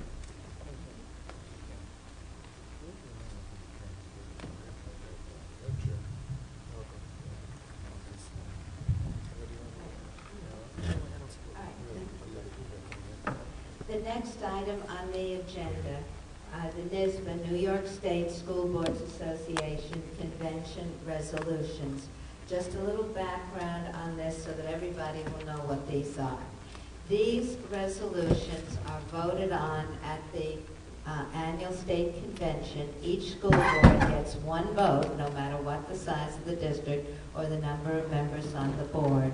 And the voting delegate is representing the board. So every one of the members of the board will send to our district clerk their recommended vote on each resolution, yes, no, or abstain. I went to the Dutchess School Boards Association meeting last week, and they had someone from the state who gave some clarification. So that we don't have to go through all 31 resolutions tonight, we sent this out in advance and asked the school board members to bring up the ones that they want to discuss tonight, not vote on. Then the vote will be sent to the district clerk. She'll compile them, And when I go to the convention, I'll vote the way the board wanted, no matter how I may feel about it. It's the board's vote. We also, and this is the way we've done it in previous years also, and again, as in previous years, after we discuss it, I'm going to ask if the board will give me the flexibility to change my vote in case amendments to the resolution, which happen a great deal on the floor, change the resolution to fit or no longer fit the will of the board. So if they change it so that the discussion and the attention of the board was now in favor because of the way it was amended, or is no longer the way they want it, and I will come back, as I did last year, and report exactly how I voted and how I changed it, and everybody was fine with what had happened last year. There were just two that I changed the way we voted because the resolution, by the time it was amended, was totally different. So, and they said, yes, that's what we had said we wanted, that's why we didn't like it, or that's what we would have wanted. So that's what we're doing, so to give you an idea of what's happening. All right? So I'm going to ask the board now, if I'm just going to go through the numbers, and if anyone wants to discuss one, we'll discuss them as we come to them. So, starting, we'll do them in order because that'll make it easier for people to keep track of it. Yes, Mrs. Laval, a question. I'm not quite sure what you were referring to when you said we're not voting tonight. No, we're not voting because you're going to be sending your votes on all 31 of them, yes, no, or abstain, to Mrs. Pedro. She will compile them, and if, say, there are 6 in favor and 3 against, then I would vote in favor. If there was, if the other way around, I would vote against. So everybody will have an equal vote, but what we're doing tonight is discussing those that people wanted to discuss. Those of you who have read them will see that some of them are kind of, usual sort of things. So you may not have anything you want to, nobody wants to discuss it, or everybody is in agreement. What we're doing here is for clarification, or if there's any discussion needed. All right, yes, Mr. Rubin. Madam President, may I suggest that rather than doing that, go around the table and ask each individual member if they have a question on one or more of these. You might go through it a little faster that way. Okay, all right. Mr. Lumia, did you have any questions? Well, I'll just like to make a comment on one of them. All right. John, the mic, please. I'm sorry? Mike. I'll go come back. Hold on a minute. I'm going to go the other way, but I can't find it right now. I prefer to go individual, a lot faster, I think. If you have any comments as to what Okay, we're then searching. we'll come back to you. Okay. Mrs. Belton, you tell us the numbers so we all know what, and read it so we know. Okay. All right, is there anyone who has one and would like to, if you're going to comment on it, please read it so that people know what it is. Does anybody have any ready? Mrs. Laval, tell us the number. I have comments on quite a few of them. Okay, would you like to start with the first one by number? That might. Just go by. She said she had quite a few. I know. It'd be a lot easier, I think, for everybody to go number 1, number 2, number 3 is supposed to go That's back the way and I was forth, going back to and do forth, it, back yeah. and forth. Okay, number 1. Does anyone have anything to say on number 1? Yes, Mrs. Laval, number 1? No, before we go on, can I make a motion that we table this as was suggested by several of the community members? There's a tremendous amount of highly impactful decision-making going on here. These concerns are very, very significant to our district, our students, our community members, and I think that the community members who spoke and made that suggestion, that it was a very solid suggestion. I do think that this takes quite a bit of consideration and discussion, and so I'd like to make that motion. Do we have a second to that motion? This is a second so that we can discuss the motion, then I'll second it. Okay. Before we discuss it, I just wanted to clarify that these are resolutions only for what we want NISBA to lobby about. They do not, none of this necessarily turns into law or regulation. We only wish that, many of us only wish that the state legislature or the state education department really, listened that much to these. We're only one organization of many, and many people and groups around the state that put forth, suggestions and feelings and opinions. So no one should think that what we say or how we vote is going to necessarily be done at the state level. Also, a lot of these, if you read them carefully, only gives permission to districts, so they're not mandating things. As a matter of fact, NISBA tends to be, in general, kind of against mandates, and I think, most of the school districts feel that way around the state. So that's just to clarify for everyone. Okay, who would like to discuss the motion to table this? Mrs. Pelton. I would just like to say that you're right, that the discussion does need to begin, and Yes. I need a vote on the motion on the floor, please. We can't discuss it. We're discussing it. Sorry, you're right. All right, we have to vote on the motion before, don't we usually discuss before you vote on a motion? Once a second? We discuss after the second? It's a motion to discuss, we move and second it. Now we have to vote. I thought it was a vote to table. No. I mean, It was a motion to table. table, I guess we need a motion to discuss. We need a motion to discuss the tabling? That's what this is clarifying. That's right. All right, okay, then we'll have, all in favor of discussing this? Right, 1, 2, 3, 4, 8-0. Okay, discussion?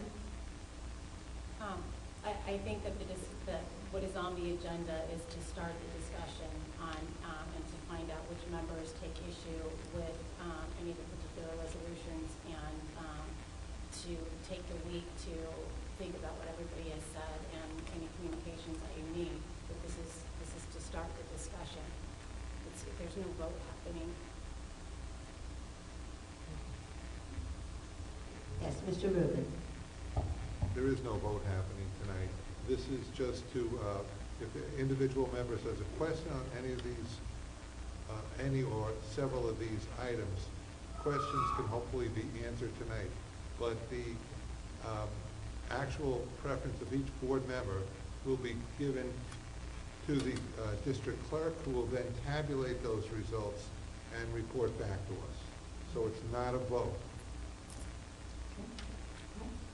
Anybody else? Mrs. Lavelle. I understand that it's not a vote tonight. It's more than just a question session, it's a discussion session as well. The community has asked to be heard on these concerns, and they would not have that opportunity without what they requested, which was a special meeting to do that. I think it's important enough. I think the community's made their concerns. They've let us know that they have concerns about this. They've let us know that they're, that they've looked at these and that they would like to express their concerns.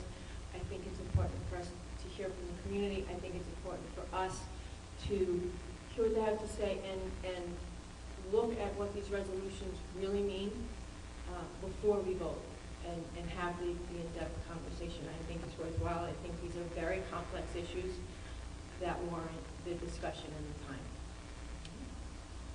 Any other comments? Mrs. Carrara. Does NISBA each year have resolutions and amendments to the bylaws? And do they discuss it each year at their annual convention? Yes. So this is an ongoing process that each year they try to do their best to modify their bylaws so that it reflects the best intentions of their group as it concerns the children in this state. Yes, and this procedure, this method that we're using of discussing and then voting and sending it to the district clerk and so forth. This has been used for quite a while. Mr. Lumia is the senior member of the board, so Mr. Lumia, could you give us a rough idea of how long we've been using this method? I've been on the board for 8 years. Same procedure's been used. At least 8 years, So each year we'll be reviewing the New annual resolutions that are going to be discussed at the annual convention. And at the annual convention, which I participated, you know, amendments are made, discussion is done, so regardless how we as a group decide, it doesn't mean anything. Right, and not all the resolutions get passed that are recommended by the state, nor are all of the ones that are, the state didn't recommend, not all of those are rejected either, so, you know, it's the feeling of the school boards. Yes, Mr. Rubin. I'm sorry, I was just helping Dr. Risby with deciphering some of this, but I think it's important if you take a look through this, that many, if not most of these resolutions have come from various school districts around the state. So it's not from the top down, it's from the bottom up that these suggestions are being put forth. Yes, Mrs. Laval. While I appreciate that this is one vote at the convention, I do think that the votes are important. I do think that NYSBA's voice is a very powerful voice, and that they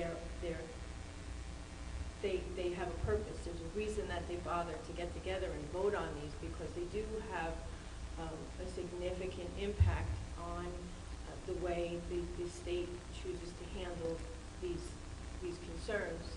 That's why we're voting on them. That's why they're voting on them. So while I understand that they're not binding legislatively or any such thing, I think that the message that we send to NYSBA is important, and we shouldn't underestimate the voice that NYSBA has, both to the state and back to the local school boards. Yeah, I think that's certainly true, and that's why everyone was sent this in advance to look at, to think about, and be prepared to discuss tonight, and then to make your own reasoned individual vote, which will be compiled by the district clerk. All right. Are there any other comments, or are we ready to vote on tabling this motion? Okay. All those in favor of tabling the motion, tabling the discussion on the NYSBA resolutions? Okay. Mrs. Laval, all those opposed to tabling? Mr. Rubin, Dr. Risby, Mr. Lumia, Mrs. Pelton, Mrs. Karat, Mrs. Hardeman, and Mrs. Keller.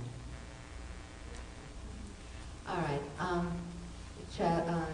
Mr. Lumia, you suggested we go through 1, 2, 3, and so on? It'd be a lot easier. I think so too. Thank you. Okay. Number 1. Did anyone wish to discuss that? That it resolved that the New York State School Boards Association seeks legislation to authorize and fund those school districts who elect to either extend the academic year or extend the instructional time of the school day. All right, Mrs. Pelton. I personally am not in favor of this resolution. I feel that it's quality of teaching, not the number of hours spent there. I feel that it also tends to have the opportunity to use the schools as daycares, and we do have before-school programs. We're working hard as a district to build upon our after-school programs, and I think that state funding could be used elsewhere. Point of order. Mr. Rubin. You asked for questions on this for clarification, not personal opinions on where we stand on each of these. Well, if you have information that you would like to share with us, I think Mrs. Pelton gave information that she had. But that's not what you asked for. No, yeah, it's questions, or if you have, significant input. I thank you, Mr. Rubin, but I think it might be if people have significant input that they would like to give. All right, Mrs. Pelton, did you have anything further to say? I just wanted to add that if I misread it, but I thought the point of the discussion was to, if you felt strongly about something, make a valid point to get questions about something, have those questions answered. certainly want to know if there's a concern that someone on the board has before I submit my votes. And did anyone else have anything to say about that? Mrs. Laval? I think extended school days and extended school years, that there isn't solid evidence that that's appropriate for students. I think it has a dramatic impact on families. I think that, the time that our children, especially our young children, spend with their families during the vacation breaks, after school activities is all impacted by this. I think it's very important. We're already focusing on the academics and looking for more rigorous curriculum. If they're going to be entrenched in rigorous curriculum the entire day that they're there, they need to get out at a reasonable time. Just a little input on that. Different school systems around the world that get good results treat this differently. For instance, in Japan, they do go to school from 8 to 5, but they have art, music, and physical education every day, and every hour includes 15 minutes of recess, so they wind up with about the same instructional time as we do. In Germany, traditionally, they go to school for 4 hours a day, 6 days a week, but it's all academic instruction, and sports and the arts are extracurricular. So different school systems structure this differently. I think what was being asked, and I'm not saying how I would vote, that New York City and some of the other large city school districts, there's overwhelming requests from parents for more school time because they have to work and there's no way of for them to supervise the children afterwards. So what this was asking was for flexibility. It seems to me that our concern as a school board is that if this money, as Mrs. Pelton said, is being used to supplement paying for this, then it might be less money for our district. So that's, the main things, I think, really, that's we're talking here about where the money's going. So that was just my feeling. This was, as I understand, has passed in the past, but they have a sunset provision for the state, and so after 5 years, it has to be revoted or they don't go with it. As it is, the state legislature has not given money for this, even though it's been there for 5 years. So, yes, Mrs. Laval. If I could just make one more comment. You mentioned extending the school day for the sake of convenience for parents. It's extending the academic school year, so we are talking about education, and so if we're talking about education, then that's what we're talking about. But extending the school day for the sake of child care, I think it's entirely inappropriate, and it's not the purpose of the education system. Dr. Rizzi? Yeah, I agree with Ms. Felton and Ms. Kenny that, we should not go, the extension is not that good because the parents will reduce the time and the money should go for some other productive. Okay. Anybody else have any comments? All righty. Proposition 2. Does anyone have anything to say on that one? Or questions? Mrs. Laval. I'll read it then. If we're discussing them, we should all know what we're talking about. Resolved that the New York State School Boards Association, in conjunction with the New York State Board of Regents and New York State Department of Education, shall work collaboratively to modify the scheduling and frequency of state-administered standardized assessments.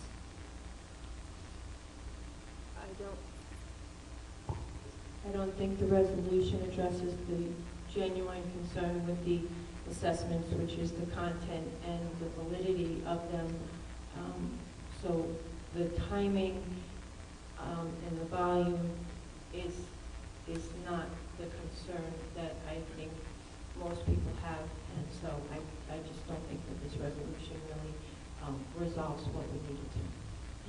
Anybody else? Resolution 3.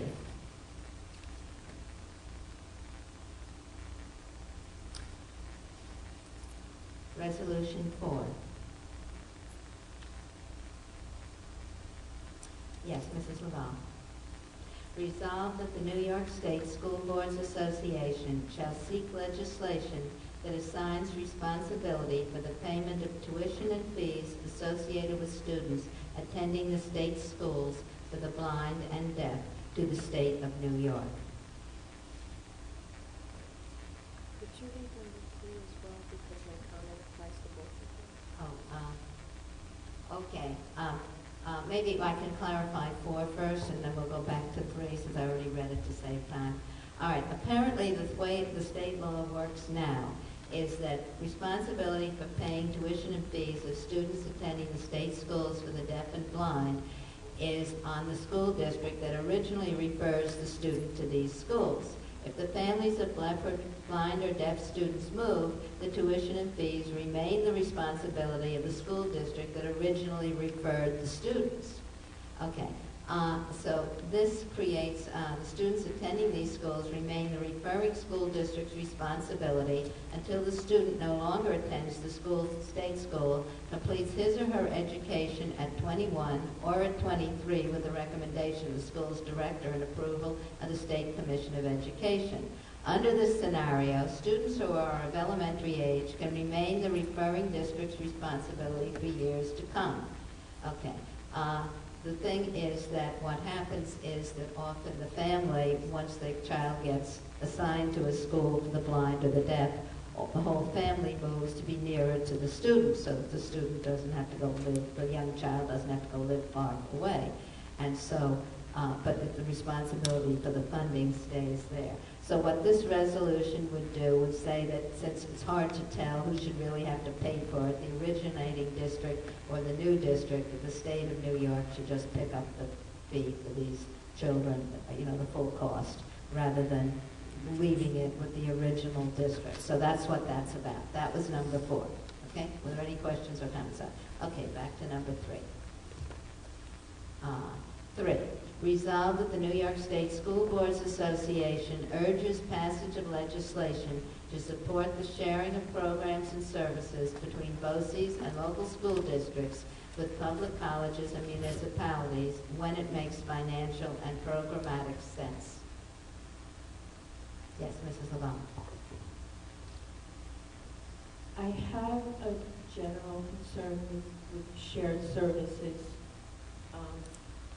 type of activity. I think we're a very large district to begin with, and the more people we have involved, the farther away our decision-making ability and our voices go, and so I just have a broad general hesitation about shared services where, too many cooks can spoil the pot. Anybody else? Resolution 5. Anyone?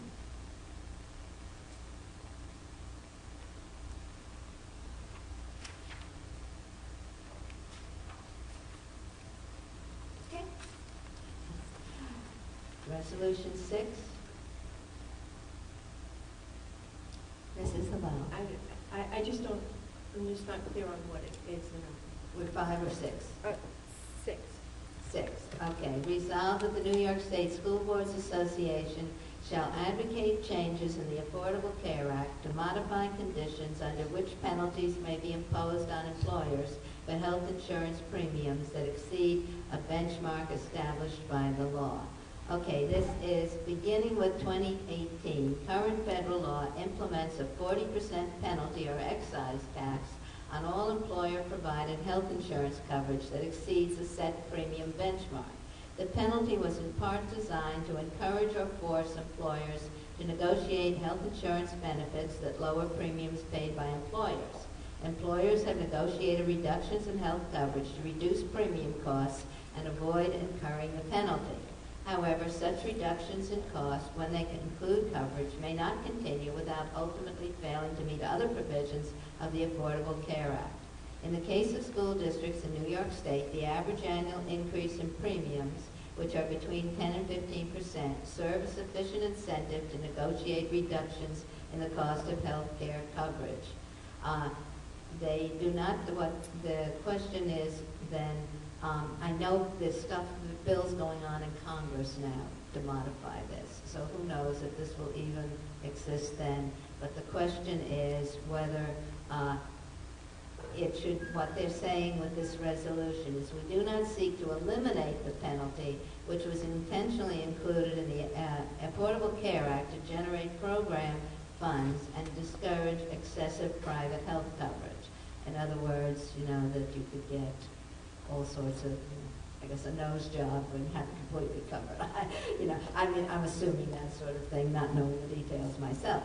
However, the provisions of the Affordable Care Act that establish the 40% excise tax must be modified to provide protection from the penalty for those employers who, though once below the penalty benchmark, find themselves above the benchmark solely as a result of premium increases.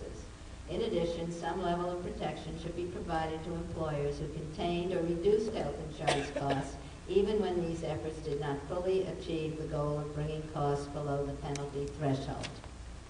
Okay? Yes. All board members have this entire packet. I don't feel that it's an effective use of the board's time to sit here and have the packet read aloud to us. Agreed.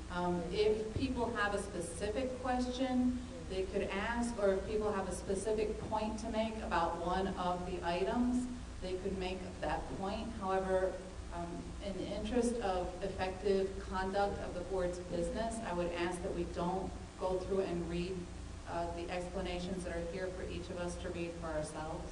And those questions could actually be posted through an email to all of us, just to the board, and we get to see that question right then and there, and the answer. Is that all right? Is that the feeling of the board, or Mrs. Lavelle? That's fine, I didn't really understand what that one item was. I didn't have a problem, and I wasn't looking for anybody to read the entire thing. Well, it was very complicated. I read it several times myself. All right. Okay, anyone have any questions on number 7? So what is going to be the procedure now? That Okay. we're not going to go through each resolution? We're You gonna would try. like our We're not gonna read responses? through the rationale, but we're still going to go through And a it. specific question and resolution Right, answers. we're going to try to keep it to specific questions. All right, resolution 7. Excuse me, Anyone? what would be the point in going on? If we have questions, I'm sorry. Yeah. If we have questions, we've all got this back. If we have questions, we can send the email with the questions, and we'll have a response within a timely period, I would think, correct? Mrs. Belton. I concur. Okay, is there anyone who had a specific resolution that they would like to raise questions about right now, since it is a public meeting, and beyond that we'll do that? Okay, is that all right? Mrs. Lavelle? Perhaps I'm just, green. Generally, when we vote on something, we have discussion if we feel it's appropriate, and in the public forum, and that's what I thought we were doing here. I get that it's a late hour, there's a lot on the agenda. I'm not looking to belabor the point, but as I said, these are very complex issues, and I think they warrant the discussion, and I think that the public is entitled to hear the discussion. That's my understanding of how this is supposed to go. If I'm wrong, please somebody correct me. And as far as the voting goes, again, is that something that's supposed to happen in public, and how are we going to do this? Is it going to be public? Well, I come back from the convention, I tell everybody exactly how I voted on everything. But I mean, which was we are voting on how. You mean the specific? Us voting on this, are the public going to be? You mean how each specific board member voted on? Right, is that something that's supposed to be public? I'm not sure, Mr. Carrion, Mr. Lumia, do you know how it was done in the past? I don't really remember. did we publish the individual board members' votes? Mrs. Pelton? I think what's being confused is when our board members vote on things for our district, that absolutely has to be held in public session and public discussion. This is a convention about resolutions that districts throughout the state want to see NYSBA pursue. This is not directly affiliated with our district. So what they do for the state is let you read what resolutions all the other districts have come up with and give your input on that. This is not voting on something for our district. And based on what these 9 people up here feel, what the majority feels, is how our representative votes on the NYSBA. This is not law. This is not something that's changing. And this is not directly impacting our district at this time. This is a process that happens every single year, and it's not voting on a specific district issue. Yes, Mr. Rubin. And perhaps I'm wrong, excuse me, thank you, but my recollections are in the previous years that we simply had a tabulation through the district clerk of the position of each of the board members, and based upon that tabulation, the results were then made public, and the representative at the time who went, if we had a representative going to NYSBA, the representative would vote as per the majority of the board as was tabulated. And I believe last year when you went, you're correct, I think we also then gave you the freedom to that if something was modified in any of these resolutions, you had the flexibility to go with the flow, what you felt was best. So I think that's what we did last year. Okay. Okay. Yes, Mrs. Laval. I guess I would reiterate my concern that we not diminish what we're doing here. This is a meaningful thing. NYSBA is a powerful voice. Our voice, even though it's only one vote, does represent the position of our district, and that this is worthy of our time, in my opinion. Yes, Mrs. Karan. So I agree with Mrs. Laval. What we're needing to do then is to give you our take on our reactions to each resolution, and we're going to give you our feelings about them, and then you're going to take the 9 or the 8 other feelings about certain resolutions, and you're going to move forward as our representative, correct? Yes, and when you send a yes, no, and abstain, you're also encouraged to send comments, because that helps me see what you felt was good or bad about a resolution, so that if there are amendments on the floor, I can see if that really accorded with what the majority wanted. All right? Yes, Mrs. Laval. And that's why I think that this should be done in public, because you are looking for rationale for why we would want to vote the way we would, and I think it's appropriate that the public know what the rationale is when we take our voice to the State School Boards Association. Okay. Well, the agenda allotted 20 minutes to this discussion, and when the 20 minutes are up, the board can vote to continue discussion or to end it. So maybe Mrs. Pedro would give us a time check on how many minutes have passed. We're over the 20 minutes, so we need to vote then on whether we want to continue the discussion or not. All right? So we need a motion to continue discussion, if you wish to do. Mrs. Laval moved to continue discussion past the 20 minutes. Do we have a second? The motion fails for lack of a second.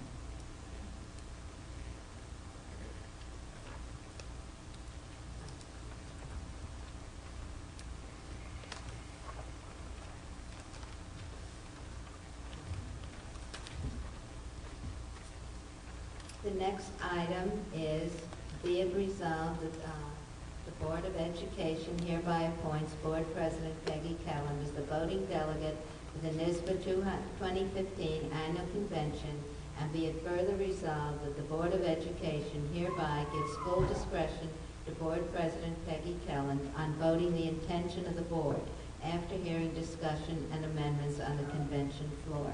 Do we have a So motion? moved. Mr. Rubin moved. Do we have a second? Mrs. Karat seconded. Any discussion? All in favor? Okay, 8-0. Okay. Yes, I got her right, 8-0. All right, the consent agenda. Do we have anyone want to take anything off the consent agenda? No, I would just like to thank Mr. Carrion for promptly getting back and answering my questions on these things. Thank you.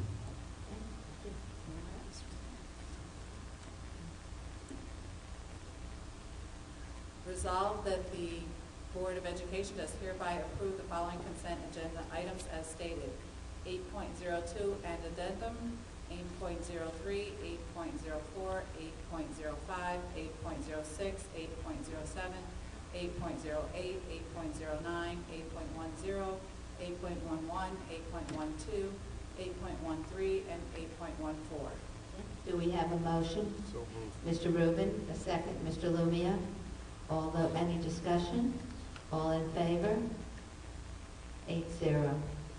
Okay.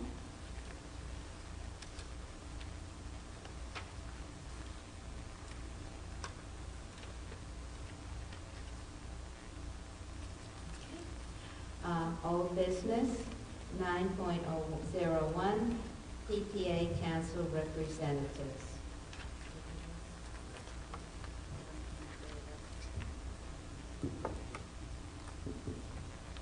Resolved that the Board of Education does hereby amend the resolution to designate trustees Laval and Rubin to attend the PTA council meetings for the 2015-2016 school year as follows.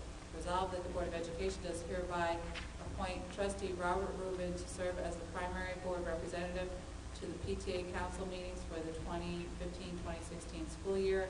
And be it further resolved that the Board of Education does hereby appoint trustee Ann Laval to serve as the alternate board representative at the PTA council meetings when the primary representative is unable to attend. Okay. We found after the last meeting that that was what everybody had understood we had passed, but we didn't exactly word it properly. So that's why we're amending it. Do we have a motion? Mr. Lumia. A second? Mrs. Karat. All those in favor? 8-0. Can I just comment on Yes, yes, Dr. Risley. I just want to say that I'm also planning to attend all these PTA meetings, as many as I can, because I think it's very important and I want to be actively involved into this also. Okay, thank you for that point, Dr. Risley. All board members and indeed the public are invited to the PTA council meetings. So, all welcome to come.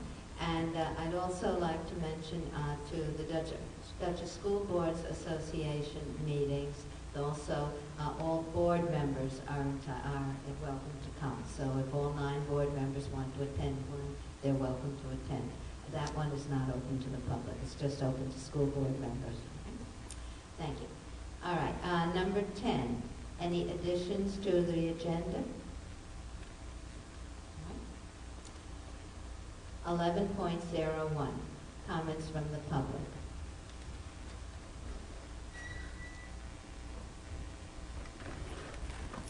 I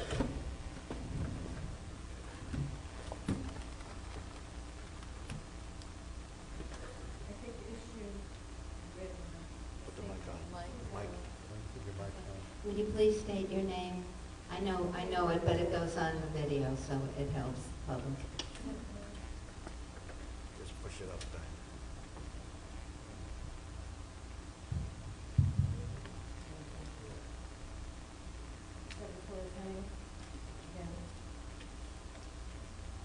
I wanted to talk about something else, but then we got talking about this doesn't affect the district, so, yeah, it does.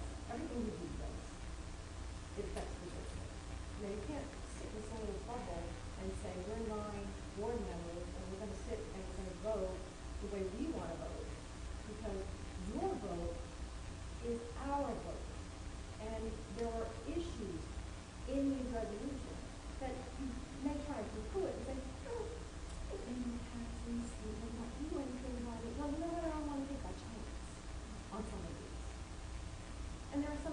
shouldn't be passing, there are some things that should. And you most certainly, being the second largest district in the state, have a lot of say.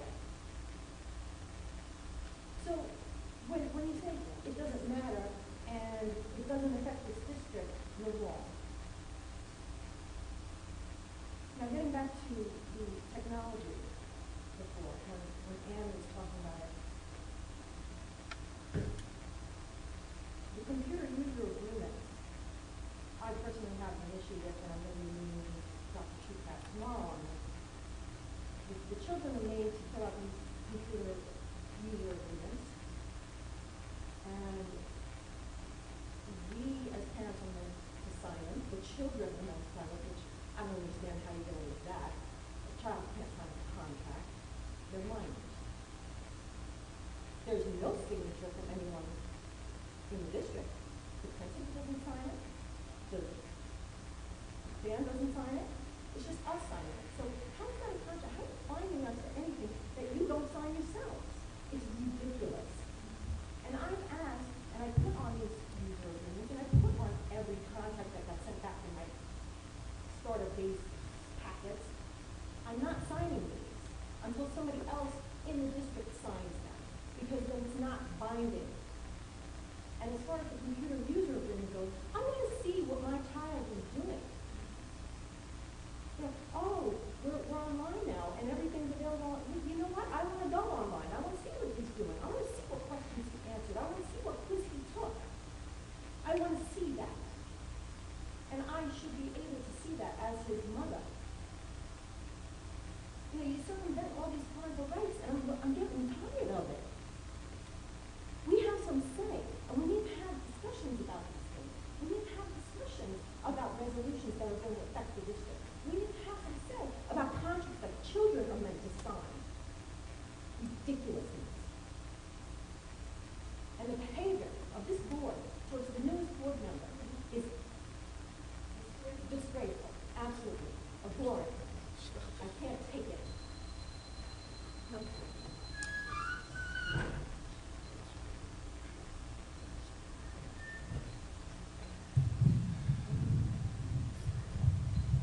Ed Sloshower again, East Fishkill. I'm holding in my hand my school tax bill that is due this coming Thursday. Can someone please explain to me why the teachers in this district do not have the supplies or materials needed to teach their classes? And someone please explain to me how this district does not have enough textbooks for all students. New district offices look very nice. But where is the priority in giving our teachers and all district employees what they need to succeed in their jobs, and more important, giving our kids the resources needed for a well-rounded education? The school year is entering its second month. What is the status of the door access readers for each of the schools? At the end of July, information posted to the district website has only 4 schools completed. All others are work in progress or pending. I realize that the security project had a 3-year time frame. But are we still looking at the completion of this within that specific time frame? And do we have the funds to complete all of these upgrades? We had a facilities update at the prior board meeting, but that presentation did not show the public how much money has been spent to date and how much is left. When I hear that all is going according to plan and that we are under budget, these comments make me more concerned and make me feel more comfortable. I would like to see an updated presentation from Rhinebeck and Associates showing the public all the work that has been done along with the cost and what is left to be done and the estimated cost. The board has approved several change orders due to unforeseen circumstances with the capital projects. I feel the public should know on a monthly or at least a quarterly basis, since I can't find any updates from the Capital Improvement Committee or any of the meeting minutes posted on the district website. Mr. Carrion, thank you. I had a question for what's the status for strategic planning. Your presentation was very informative and helpful. I would just like to add, I'd like to see the results of a student, teacher, parent survey on feedback after the first year of its implementation. And also I'd like to know who is now in charge of this since Ms. Gordon has left the district. When are we going to have a presentation and discussion like we did last year on the least test scores in order to determine how the district is stacking up? And will we work to improve the student test scores? Lastly, on Thursday, October 22nd, from 6:30 p.m. to 8 p.m., the Dutchess County Department of Transportation will be holding public comments at Fishkill Elementary School to discuss the construction of turning lanes at the intersection of Lake Walton Road and Robinson Lane. Depending on the start date of this project, there may be increased traffic and major delays for our school buses at both Fishkill Grant and Ben White. I ask that a representative of the board, as well as administration, please come and attend this hearing and learn more about the project. I also hope that the DOT has already notified you of this project, and if not, could you please reach out to them to discuss it. Thank you.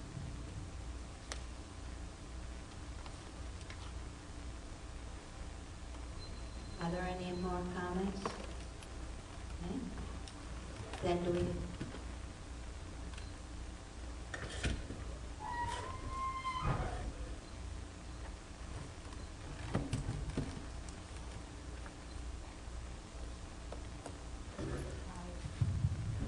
Nicole, I was just really listening to a lot of things going on here, and perhaps we can really kind of trust with them. I also want to address the heroin epidemic that's rampant through this school, through all the high schools. I just want to know if you guys are doing anything to help the kids. Are you doing locker sweeps? Because I know when I was in high school, we did locker sweeps. The dogs, they look through the lockers. I mean, it's an epidemic. I mean, there's 5 deaths a week. Kids are dying left and right. They're right across the street from John Jay. That's where my children are going. I just really think that you guys really need to start looking at this, because I don't have any kids to spare, do you? And the online textbooks, I have to agree with you on them. They're not the best results. So if there are any other programs that have better textbooks online that can help the parents, because half of them are not aware of how to teach their kids or what's going on. You know, a little bit more information would be helpful. Thank you.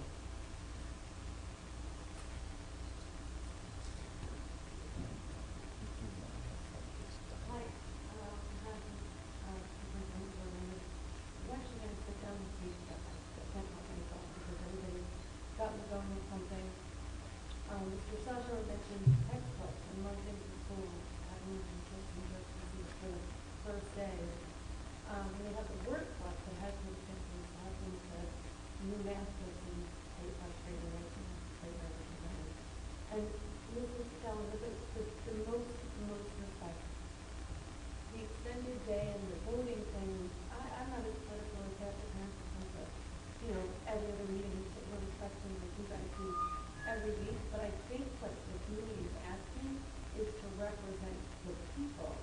So whether the vote is worth absolutely nothing, because I'm not going to argue that, I wouldn't know enough to say. I'm in my 40s, I'm sure some of you my age, maybe a little bit older. I can't imagine those World War II vets, kids worked on a farm and had these 10-hour days, and we live in America, not Japan, so we can live that way. So that's great. Some other countries feel like a longer day is great for them, but I don't think that's what us Americans or Rockland or something parents are pleading for. They don't want child share. They want their kids to be socially balanced. You don't need any more kids with, we're talking about these test scores and respectfully diplomas. I want my kids to be able to function in society as a well-balanced human being. I think that's what they're all about. Thank you.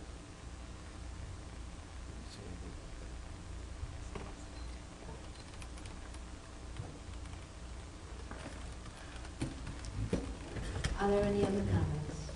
Okay. Could we have a motion to adjourn? Mrs. Pelton? Second.